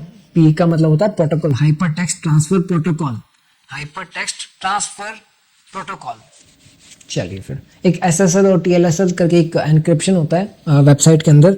ये भी क्वेश्चन आ सकता है। SSL क्या है? SSL एक सिक्योर सर्टिफिकेट होता है, यानी कि कोई वेबसाइट सिक्योर है कि नहीं वो कैसे पता चलेगा? SSL के थ्रू पता चलेगा। ई कॉमर्स का पूरा नाम क्या है? Electronic commerce. ई कॉमर्स का पूरा नाम क्या है? इलेक्ट्रॉनिक कॉमर्स, जिसके अंदर B2B business to customer, B2B ऐसे B2C business to customer, B2B business to business, C2C customer to customer, and C2C C2B customer to business. इस तरह की कुछ ई कॉमर्स प्लेटफॉर्म्स हैं, लाइक Amazon, फ्लिपकार्ट, OLX है, और भी ऐसे कई सारे आजकल मीशो वगैरह भी खूब हैं, मिंत्रा है। तो ये सब Amazon, फ्लिपकार्ट, ये सब के सब ई कॉमर्स प्लेटफॉर्म्स हैं। समझ गए? बहुत बढ़िया बात। इलेक्ट्रॉनिक कॉमर्स इसका नाम होता है।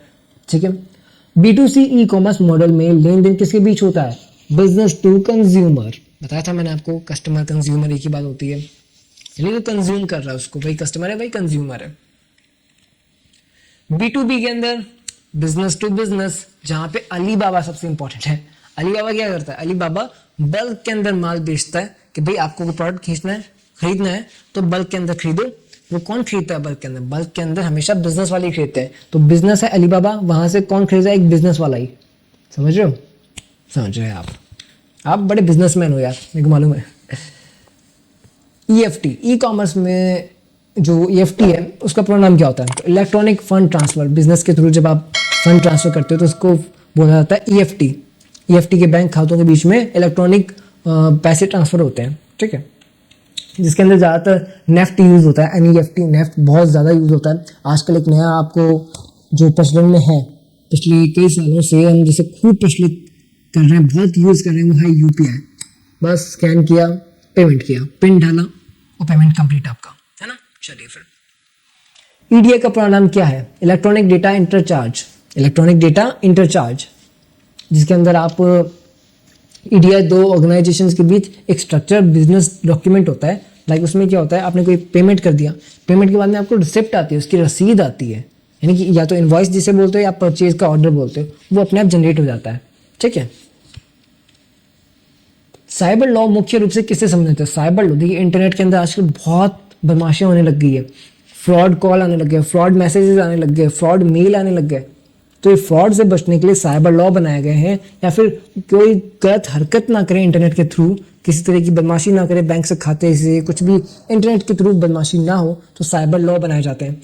हैकिंग, डेटा की चोरी, साइबर फ्रॉड, ऑनलाइन डिफेमेशन, यानी किसी को ऑनलाइन हम लज्जित कर रहे हैं, ऑनलाइन प्राइवेसी रिलेटेड कुछ वायोलेशंस ना हो, यानी हर किसी की प्राइवेसी से अपन खिलवाड़ कर रहे हैं, किसी का डेटा बेमतलब में इसको ऑनलाइन प्रदर्शित कर रहे हैं। तो ऐसे जो चीज़ें हैं इनके लिए साइबर लॉ बनाया जाता है। ये ऑनलाइन तकनीकों व इंटरनेट से जुड़े कानूनी मुद्दे होते हैं, उनके निपटान के लिए कुछ नियम बनाए गए हैं। ये भारत में भी आईटी एक्ट 2000 अमेंडेड है, इसी क्षेत्र से कानून अभी सब कुछ चल रहा है। बहुत पुराना कानून है, इसे कहते हैं अपडेट करने की बहुत ज़रूरत है ना। फिशिंग क्या है? फिशिंग होती है नकली वेबसाइट या ईमेल से पासवर्ड या डाटा चुराने की कोशिश। कोई आपकी डेटा चुराना चाहता है तो उसे फिशिंग कहा जाता है, ठीक है। फेक मेल के थ्रू आ सकता है, फेक एसएमएस, वेबसाइट कि बेस लिंक पर क्लिक करो आपको ये मिल जाएगा, जबकि होता है कुछ और ही है, बैंक से रुपये गायब, खल्लास। तो फिशिंग से बचें, पासवर्ड लगा के रखें, ओटीपी किसी के साथ शेयर ना करें, है ना। इन चीज़ों पर ध्यान रखें। बैंक डिटेल्स किसी के साथ शेयर नहीं करनी चाहिए। फायरवॉल का मुख्य उद्देश्य क्या है? देखिए, अनाधिकृत एक्सेस को रोकना और नेटवर्क सुरक्षा देना। फायरवॉल क्या होता है? कोई वायरस अंदर आ रहा है या फिर कोई ऐसी चीज़ हो रही है कंप्यूटर के अंदर जो हमारे कंप्यूटर को हानि कर सकती है, तो वहाँ फायरवॉल एक सॉफ्टवेयर होता है जो कि आगे आके रोकता है कि नहीं भाई आगे नहीं जाना। वो हमें कुछ भी तरह की खतरनाक चीज़ों से बचाता है कंप्यूटर के अंदर, एंटीवायरस की तरह होता है, बट ये फायरवॉल इसे कहा जाता है। ये कंप्यूटर में बाय डिफ़ॉल्ट होता है। एसएसएल यानी कि सिक्योर सॉकेट्स लेयर, मैंने आपको बताया था कि एक वेबसाइट को सिक्योर करने के लिए एक सर्टिफिकेट होता है, एसएसएल सर्टिफिकेट, सर्वर सर्टिफिकेट जिसे कहा जाता है। ये डेटा को एनक्रिप्ट कर ट्रांसमिशन के दौरान सुरक्षित रखने के लिए कहा जाता होता है। मतलब वो वेबसाइट पे आ रहा है, वेबसाइट पे अपना डेटा देगा कि भाई ये मेरी लॉगिन आईडी है, ये मेरा पासवर्ड है। अब वेबसाइट का जो मैनेजर है वो इसको कितना सेफ रख सकता है, वो बता रहा है मैनेजर कि भाई ये मेरा सर्टिफिकेट है कि मैं इसे सेफ रखूंगा आपके डेटा को, तो वो बता रहा है। ओके, इतने प्रश्न हमने कर लिए, लगभग 125 प्रश्न कर लिए। फटाफट से लाइक एंड कमेंट कर दीजिए। बहुत लंबी क्लास चल रही है, महामैराथन क्लास है, तो उसका मतलब ये भी है कि महामैराथन क्लास का मतलब समझ रहे हो ना कि अच्छे से हमें पूरा सब्जेक्ट क्लियर करना है।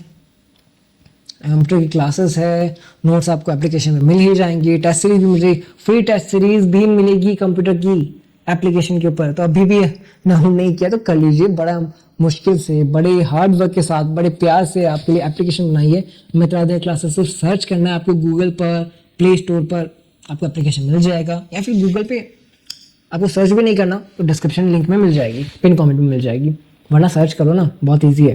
क्या लिखना है? मित्रादय, बोलना है मित्रादय। चलिए फिर नेक्स्ट चलते हैं, कमेंट कर दीजिएगा फटाफट से, है ना। 1 KB कितने बाइट के बराबर होता है? बताया था मैंने 1024, है ना। चलिए ये क्वेश्चन वापस रिपीट हो गया, बस थोड़ा सा अलग है यहाँ पे, है ना। यहाँ पे 1 मेगाबाइट के बारे में बताया कि भाई 1 MB के अंदर 1024 किलोबाइट होते हैं और 1 GB के अंदर 1024 मेगाबाइट होते हैं, ठीक है। चलिए फिर ALU का पूरा नाम, ALU क्या है बताया था मैंने आपको, CPU का एक हिस्सा है जो गणना का काम करता है, अर्थमेटिक है ना, तो अर्थमेटिक लॉजिकल यूनिट। चलिए लॉजिक गेट्स भी इसके अंदर होते हैं। CPU किन मुख्य भागों से मिलकर बना होता है, तो देखिए ALU और CU यानी कि जो अपना अर्थमेटिक लॉजिकल यूनिट है एंड जो अपना क्या बोलते हैं कंट्रोल यूनिट है CU, तो रजिस्टर्स का कॉम्बिनेशन होता है जिससे बनता है CPU। ALU प्लस CU, समझ रहे हो, ये कंप्यूटर का ब्रेन होता है, दिमाग होता है CPU। रैम किस प्रकार की मेमोरी है, वोलेटाइल प्राइमरी मेमोरी, यानी कि प्राइमरी मेमोरी तो है बट मिट जाती है, वॉश हो जाती है, समझ रहे हो, ये कार्यशील होती है, वर्किंग मेमोरी होती है, जब तक कार्य हो रहा है तब तक याद रहेगा, कार्य खत्म मेमोरी गायब। रोम ये वोलेटाइल नहीं होती है, ये सेव रहती है, इसका पूरा नाम रीड ओनली मेमोरी, उसका नाम random access memory, random access memory RAM, read only memory ROM. याद रखना भाई, बड़ा इजी क्वेश्चन है और इजी क्वेश्चन ही कई बार हम अंडर एस्टिमेट कर जाते हैं। बायोस का पूरा नाम, अब इजी क्वेश्चंस की तरफ आ रहे हैं अपन, है ना, पहले हार्ड क्वेश्चंस किए थे। Basic input output system, basic input output system, input output system BIOS. BIOS मतलब कंप्यूटर स्टार्ट होते ही उसको स्टार्ट करने का काम करता है। CPU के बिना कंप्यूटर बूट क्यों नहीं कर सकता, क्योंकि ऑपरेटिंग सिस्टम लोड नहीं हो पाएगा। तो ऑपरेटिंग सिस्टम किस में होता है, CPU के अंदर तो होता है, दिमाग के अंदर तो वो सिस्टम है कि भाई मेरे को चालू होते ही करना क्या है, ठीक है, वो इंस्ट्रक्शंस देता है उसको। CPU किस प्रकार की डिवाइस है, ये एक प्रोसेसिंग डिवाइस है जो प्रोसेस करती है, ना ही इनपुट है ना ही आउटपुट है, ये प्रोसेसिंग डिवाइस है। इनपुट आउटपुट डिवाइस के बारे में तो आपको मालूम है ही, है ना। Input devices keyboard mouse scanner, जिनसे इनपुट अंदर जा रहा है, आउटपुट जिनसे आउटपुट बाहर आ रहा है, ठीक है, लाइक प्रिंटर। प्राइमरी मेमोरी शब्द सामान्य तक किसके लिए उपयोग होता है, रैम, ठीक है, प्राइमरी कौन सी है, रैम, और द्वितीय कौन सी है, सेकेंडरी, रोम। CD रोम का पूरा नाम क्या है, compact disc read only memory, compact disc read only memory, इसमें भी डेटा सेव रहता है।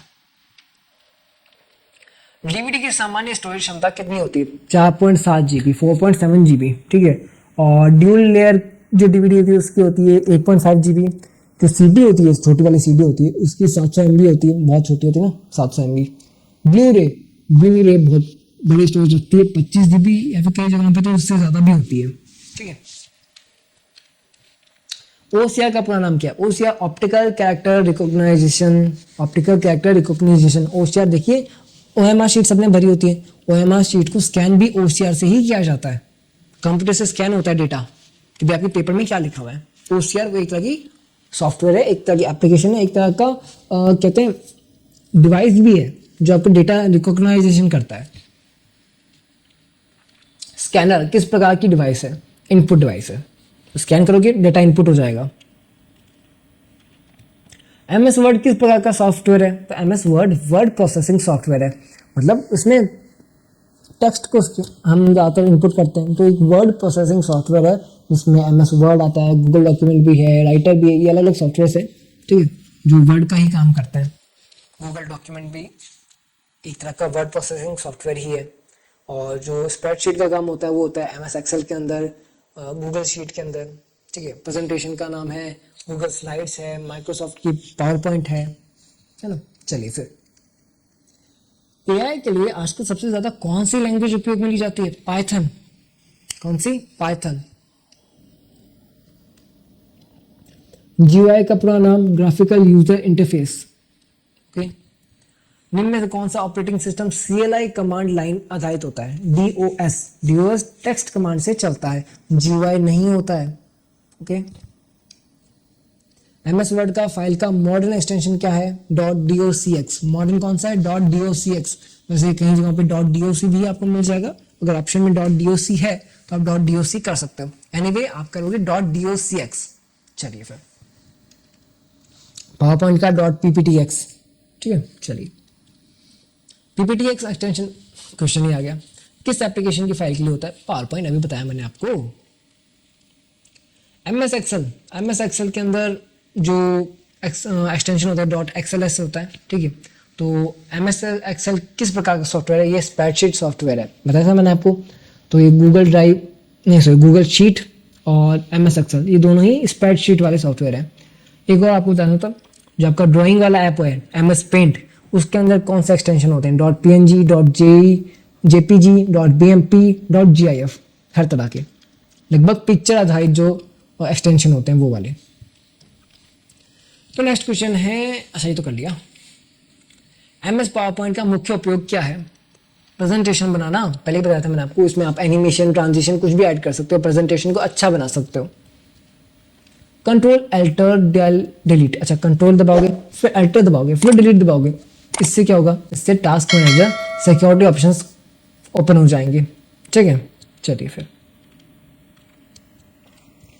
विंडो प्लस आर दबाओगे, ये एक शॉर्टकट दबाओगे आप विंडो प्लस आर, तो इससे क्या खुलेगा, इससे रन डायलॉग बॉक्स खुलेगा। इससे आप CMD कमांड भी कहा जाता है, कंट्रोल भी कहा जाता है, नोटपैड भी कहा जाता है, इससे ये खुल जाता है जिसमें आप किस कंप्यूटर को कमांड दे पाते हो। ठीक है, चलिए बहुत बढ़िया बात है। कुछ और भी जान लेते हैं। Window plus E file explorer, window plus L lock हो जाएगा, window plus D desktop open हो जाएगी। ठीक है, कुछ विंडो के ऊपर चलने वाली शॉर्टकट कीज है। इंटरनेट पर सर्वर को किस और नाम से जाना जाता है? होस्ट बताया था मैंने आपको, तो वहाँ पे कुछ ये नहीं बताया कि कुछ होस्ट आईडीज भी होती हैं, लाइक वेब, मेल, फाइल, ठीक है, जिन्हें आप हब भी कहते हैं, स्विच भी कहते हैं, सर्वर कहा जाता है मेनली, गेटवे होता है इनके अंदर, है ना। FTP का पूरा नाम क्या है? File transfer protocol. FTP का पूरा नाम क्या है? File transfer protocol. तो 150 क्वेश्चन हो गए और फटाफट से नेक्स्ट क्वेश्चन भी अपन कर लेते हैं, है ना। चलिए फिर कंटिन्यू करते हैं। सो नेक्स्ट क्वेश्चन है अपना 151 नंबर, SMTP का प्रयोग किसके लिए होता है? तो ये ईमेल भेजने के लिए SMTP का प्रयोग होता है। इसका फुल फॉर्म होता है सिंपल मेल ट्रांसफर प्रोटोकॉल। इससे सिंपल मेल भेज सकते हो, उसमें ज़्यादा अटैचमेंट्स नहीं होती हैं। ठीक है, अटैचमेंट के साथ में इसका स्टैंडर्ड बदल जाता है। चलिए फिर URL का पूरा नाम, अरे जाना था हमने क्या, यूनिफॉर्म रिसोर्स लोकेटर, बट इसमें स्कीम क्या होती है? पूरा वेब एड्रेस क्या होता है? पूरा वेब एड्रेस होता है, पहले स्कीम आती है, फिर डोमेन नेम, फिर पाथ एड्रेस, फिर क्यूरी लाइक HTTP, ये स्कीम है। फिर आता है example.com लिखा हुआ है ना, यहाँ पे मिताली.com भी लिखा होता है, तो ये होता है डोमेन नेम। पाथ यानी कौन सा पेज ओपन होगा, तो पेज लिखा है ना, पेज, फिर आगे लिखा हुआ है क्वेश्चन मार्क और कुछ नंबर लिखा हुआ है, ये क्यूरी है कि भाई कौन से एग्जैक्टली आपको ओपन करना है पेज के अंदर भी क्या चीज़ आपको देखनी है इंपॉर्टेंटली। ठीक है, ये URL होता है, लिंक होता है, URL का मतलब लिंक। HTML में ऑर्डर लिस्ट के लिए कौन सा टैग उपयोग होता है? OL, कौन सा OL? HTML के अंदर आप कौन सा कोड टाइप करोगे OL, तो आपको ऑर्डर लिस्ट तैयार हो जाएगी। ठीक है, .dl से डेफिनेशन होती है और अनऑर्डर लिस्ट भी होती है UL से। आइटम्स के लिए LI होती है। ठीक है, आप अलग अलग तरह की ऑर्डर लिस्ट इसमें चेक कर सकते हो, कोड दे सकते हो। HTML में टेबल रो परिभाषित करने के लिए कौन सा टैग होता है? तो TR, टेबल रो के लिए TR। एंड ऐसे ही और भी होते हैं कई सारे, लाइक टेबल कॉलम है एंड कॉलम सेल है। ओके, चलिए फिर CSS में किसी HTML एलिमेंट के टेक्स्ट कलर को बदलने के लिए कौन सी प्रॉपर्टी उपयोग होती है? कलर। कौन सी प्रॉपर्टी? Colour property. जब हमें टेक्स्ट का कलर बदलना है तो प्रॉपर्टी भी कलर ही होगी ना, तो कलर, ना कि text colour, only colour. Okay, चलिए फिर वैन का पूरा नाम क्या है? तो वैन का पूरा नाम है wide area network. Wide area network बताया था मैंने आपको, शहर या फिर कोई बहुत बड़े इलाके के लिए इसका यूज होता है। लैन छोटे क्षेत्रों के लिए यूज होता है, लाइक घर के लिए, ऑफिस के लिए। लैन कुछ समय तक कहाँ उपयोग होता है? अरे वापस आ गया क्वेश्चन, नहीं अभी तो मैंने रिपीट किया था। देखिए, घर के लिए, ऑफिस के लिए, क्लासरूम के लिए, छोटे क्षेत्रों के लिए। ओके, मॉडेम का पूरा नाम मॉड्यूलेटर डेमोड्यूलेटर। मॉड्यूलेटर डेमोड्यूलेटर, क्या नाम है? मॉड्यूलेटर डेमोड्यूलेटर।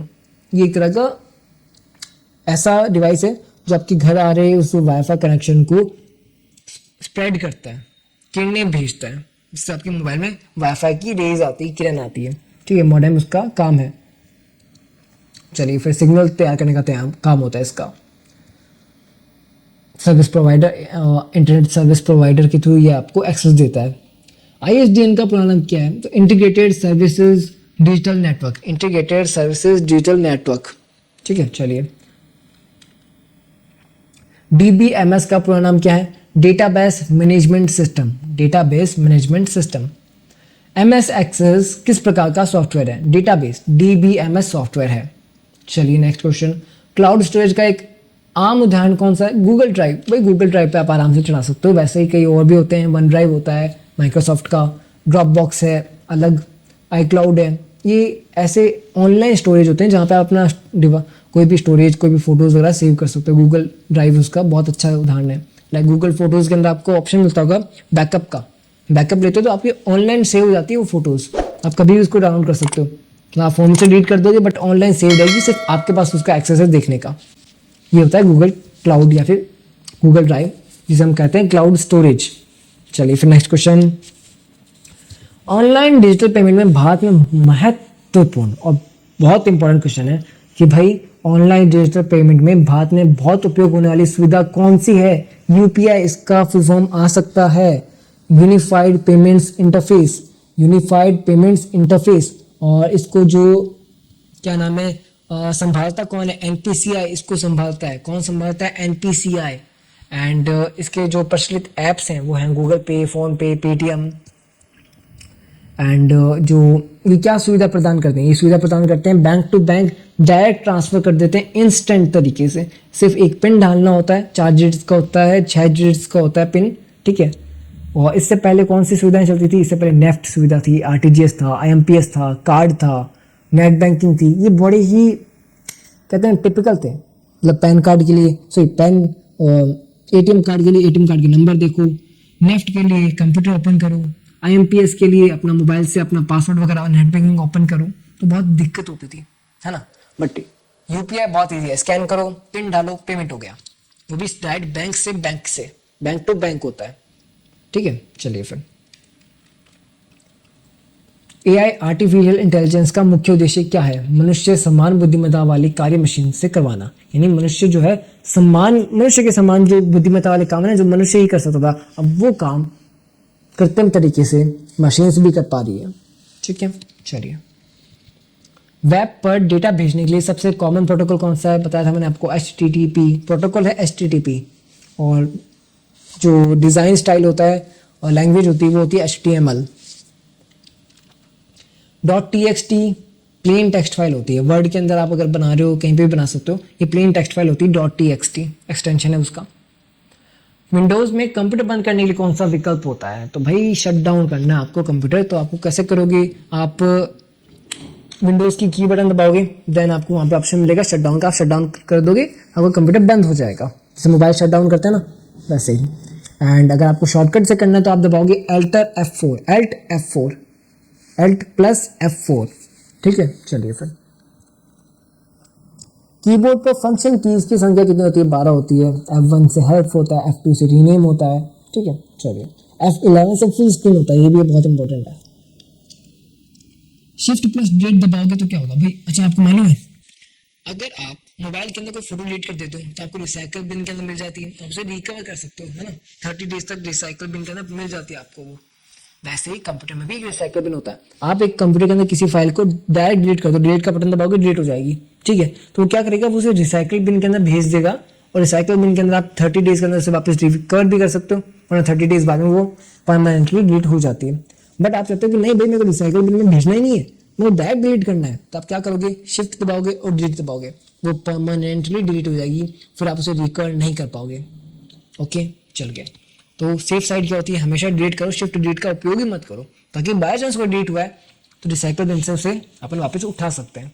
चलिए नेक्स्ट क्वेश्चन, OCR टेक्नोलॉजी मैंने आपको बताया था, प्रिंटेड टेक्स्ट को इमेजेस के पहचान करके एडिटेबल टेक्स्ट में बनाना। यानी कि कोई आपने पेज है उसको स्कैन किया है, स्कैन करके उसको आप चाहते हो कि वो टेक्स्ट है कंप्यूटर में निकल के आ जाए तो निकल के आ जाएगा। OCR का काम होता है टेक्स्ट को निकालना, ऑप्टिकल कैरेक्टर रिकॉग्निशन, कैरेक्टर को रिकॉग्नाइज कर लेता है ये, ठीक है। चलिए फिर यानी कि कोई किताब है उसको आपने स्कैन कर लिया, अब उसको आप PDF में कन्वर्ट कर लेते हो।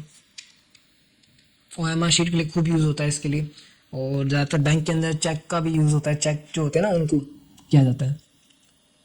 बाइनरी संख्या प्रणाली में उपयोग होने वाले अंक कौन से हैं? देखिए बाइनरी तो मैंने बताया था आपका कि इसका बेस होता है 2, ऑक्टल के अंदर होता है बेस 8 होता है, और डिजिट होते हैं 0 से 7, डेसिमल के अंदर बेस होता है 10, 0 से 9 उसके डिजिट होते हैं, सबके अलग अलग बेस हैं, सबके अलग अलग डिजिट्स हैं, वहाँ पे चेक कर लीजिएगा। बाइट में कितने बिट्स होते हैं? 8 बिट होते हैं।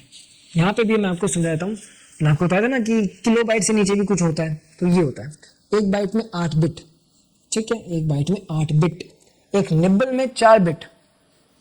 यही बात समझ में, बिट जो है सबसे छोटा होता है। चलिए फिर आगे चलते हैं।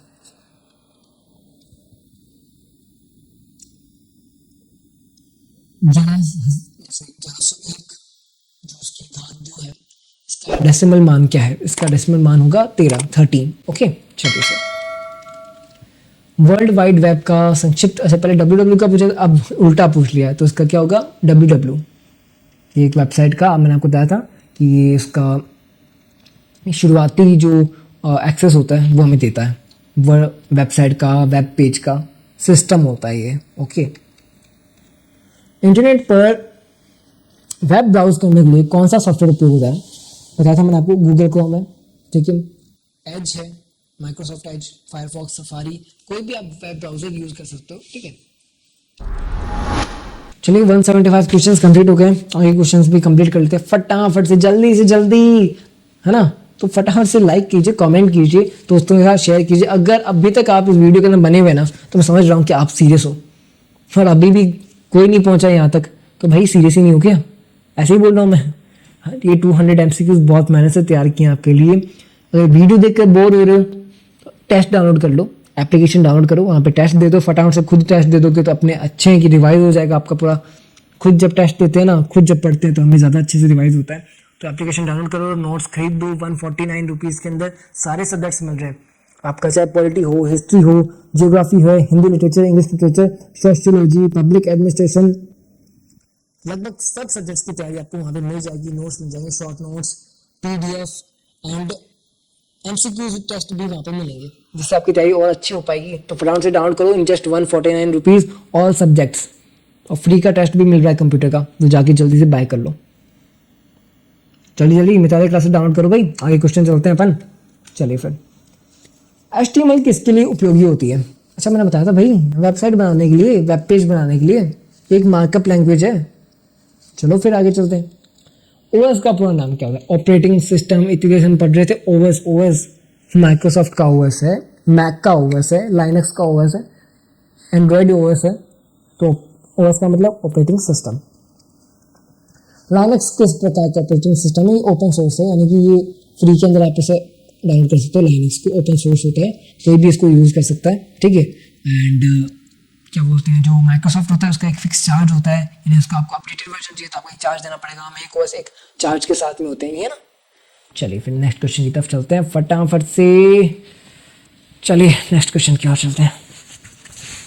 थक गया ना यार, इतने क्लास लेते रहते। बड़ी मैराथन क्लास है, कोई नहीं, इस मैराथन क्लास के अंदर पूरा कंप्लीट कराने का मेरा वादा है आपसे, तो कंप्लीट करा रहे हैं, जल्दी जल्दी करते हैं। विंडोज़ किस प्रकार का ओएस है?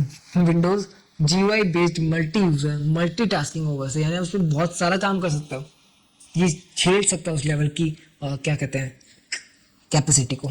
इसकी कैपेसिटी अच्छी है, हाई है, मल्टी यूजर है, मल्टी टास्किंग वाला है, नेटवर्क ओएस से बन चुका है ये, ठीक है। चलिए फिर, ईमेल भेजने के लिए किस चीज़ की आवश्यकता होती है? इंटरनेट कनेक्शन की। एक क्वेश्चन पहले भी आ चुका है, जीमेल, आउटलुक, कोई भी आपके पास ईमेल होनी चाहिए। ये दोबारा रिपीट हो गया, कोई नहीं। SMTP किसके लिए प्रयोग होता है? ईमेल भेजने के लिए प्रयोग होता है, ठीक है। पोर्ट 25, पोर्ट 587, पोर्ट 465, ये आउटगोइंग मेल भेजने के लिए होते हैं, ठीक है। FTP किसका संक्षिप्त रूप है? तो फाइल ट्रांसफर प्रोटोकॉल, फाइल भेजने के लिए यूज होता है FTP, ठीक है। ये एक सर्वर क्लाइंट मॉडल होता है। इसका ज़्यादातर होता है कि भाई आपको अपने घर में ही, घर के कोई दूसरे डिवाइस के अंदर भेजना है विदाउट इंटरनेट, इंटरनेट नहीं चाहिए, बस इसका वाईफाई और उसका वाईफाई दोनों चालू होना चाहिए, और दोनों आपस में वाईफाई कनेक्ट हो जाते हैं। आप फोन से फोन कनेक्ट हो रखा है, जैसे ब्लूटूथ होता है ना, वैसे ही FTP होता है, सर्वर होता है इस तरह का। IP का परिणाम क्या होता है? इंटरनेट प्रोटोकॉल, ठीक है। आगे बात समझ में, IP4 होता है, IP6 होता है, 32 बिट और 128 बिट के होते हैं, ठीक है। चलिए फिर, URL का पूरा नाम हम जानते हैं, ठीक है। तो अब हम जानेंगे URL का जो प्रोटोकॉल है वो हमें क्या दर्शाता है। प्रोटोकॉल हमें दर्शाता है HTTPS, HTTPS क्या है, एक स्कीम है, एक प्रोटोकॉल है। ओके चलिए फिर, और जो मितारा.com है वो डोमेन है, और जो बाद में index.html लिखा रहा है वो एक पाथ है कि भाई आपको जाना क्या है उस वेबसाइट के एग्जैक्ट कौन से पेज पे जाना है। ठीक है चलिए फिर, क्लाउड बेस्ड एआई सर्विस का एक कॉमन उदाहरण क्या है? क्लाउड बेस्ड एआई का ऑनलाइन इमेज ट्रांसलेट होता है, चैटबॉट जैसी जैसी सेवाएं हैं, ये क्लाउड के तौर पे चलती हैं, लाइक चैट जीपीटी है यूट्यूब, नेटफ्लिक्स, ये भी सब सजेशन देते हैं हमें कि भाई आपको क्या रिकमेंड करना चाहिए। तो एआई है, ये हमें बता रहे हैं कि हमारी एआई डिटेक्ट कर रहा है कि हम क्या वॉच कर सकते हैं, हमें क्या देखना पसंद है, वो हमें सजेशन दे रहा है। समझ रहे हो मेरी बात को? बहुत अच्छी बात है यार, मितारा के साथ में अच्छे से क्लियर हो रहा है आपका कॉन्सेप्ट। आर्टिफिशियल इंटेलिजेंस का मुख्य फोकस किस पर होता है? मशीन को स्वयं सीखने और निर्णय लेने के लिए योग्य बनाया जाता है। जो आर्टिफिशियल इंटेलिजेंस है, एआई है, ट्रांसलेटर तो इतना थक गया हूँ कि बोलने में नहीं आ रहा है, गला सूख रहा है मेरा। मशीन को स्वयं सीखने और निर्णय लेने को योग्य बनाया जाता है कि भाई आप खुद भी निर्णय ले सकता है। जैसे चैटजीपीटी को आप कुछ भी ऑर्डर देते हो, खुद आपको बताया जाता है कि नेक्स्ट स्टेप क्या लेना चाहिए, तो खुद डिसीजन ले लेता है, इस योग्य उसे बनाया गया है। ठीक है चलिए फिर, मशीन लर्निंग यानी एमएल को सबसे अच्छी तरह कैसे परिभाषित करें? डेटा से पैटर्न सीखकर प्रेडिक्शन डिसीजन लेने वाला मॉडल।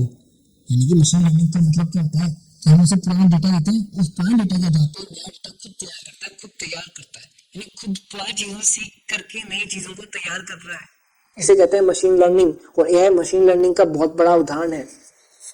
चलिए, नीचे में से कौन सी भाषा एमएल एआई में सबसे ज़्यादा पॉपुलर है? तो सी दे रखी है, सी यानी कि आपकी जो सी प्लस है वो भाषा, कोबॉल है, फोर्टन है, फोर्ट्रन है, मतलब पाइथन जो है सबसे ज़्यादा पॉपुलर है एआई के लिए। चलिए नेक्स्ट क्वेश्चन, चैटबॉट किसका उदाहरण है?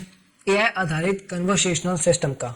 एआई आधारित कन्वर्सेशनल सिस्टम का चैट जीपीटी हो गया, गूगल का जेमिनी हो गया, और बहुत सारे यार एआई तो खूब सारे आ रखे हैं मार्केट के अंदर, माइक्रोसॉफ्ट के भी है आजकल। फिशिंग क्या है? देखिए, फिशिंग मैंने बताया था, नकली वेबसाइट या फिर पासवर्ड लगा करके किसी भी तरीके से आपके वेबसाइट पे हमला किया जा रहा है, या फिर आपकी वेबसाइट से डेटा चोरी किया जा रहा है, आपका डेटा चोरी किया जा रहा है, पर्सनल डेटा उठा रहा है, ओटीपी के थ्रू उठा रहा है, कैसे भी उठा रहा है, तो फिशिंग है। मालवेयर, मालवेयर मैंने आपको बताया एक तरह का वायरस है, एक तरह का वॉर्म है जो आपके कंप्यूटर के अंदर घुस करके आपका डेटा चुराने की कोशिश कर रहा है, या फिर आपको कहीं ना कहीं अफेक्ट कर रहा है, दिक्कत पैदा कर रहा है। फायरवॉल जो आपकी मालवेयर को रोकता है, वायरस को रोकता है। ई कॉमर्स में B2C मॉडल किसके बीच ट्रांजैक्शन करता है? Business to consumer. E commerce में ईडीआई का उपयोग मैंने आपको बताया था, तो इसका बताया गया कि दो संगठन के बीच बिजनेस डॉक्यूमेंट का स्टैंडर्ड इलेक्ट्रॉनिक आदान प्रदान करना। ईडीआई का मैंने आपको बताया था कि भाई इनवॉइस जो होती है जनरेट, वो आपको भेजता है, बट ये क्या करता है, ये बिजनेस से कंज्यूमर को एक स्टैंडर्ड डॉक्यूमेंटेड इलेक्ट्रॉनिक मेल भेज देता है या इलेक्ट्रॉनिक रिसिप्ट भेजता है कि भाई आपने ये परचेज कर लिया ऑर्डर। ठीक है, एक तरह से ऑर्डर रिसिप्ट कह सकते हो आप। SSL सर्टिफिकेट मैंने आपको बताया था, एक तरह का एन्क्रिप्शन होता है जो आपकी वेबसाइट को प्रोटेक्ट करता है, सर्टिफिकेट होता है, HTTPS के लिए काम में होता है। नीचे में से कौन सा एआई रियल लाइफ का उपयोग होता है? यानी स्पेल चेकिंग करना रियल लाइफ में इतना यूज नहीं होता भाई।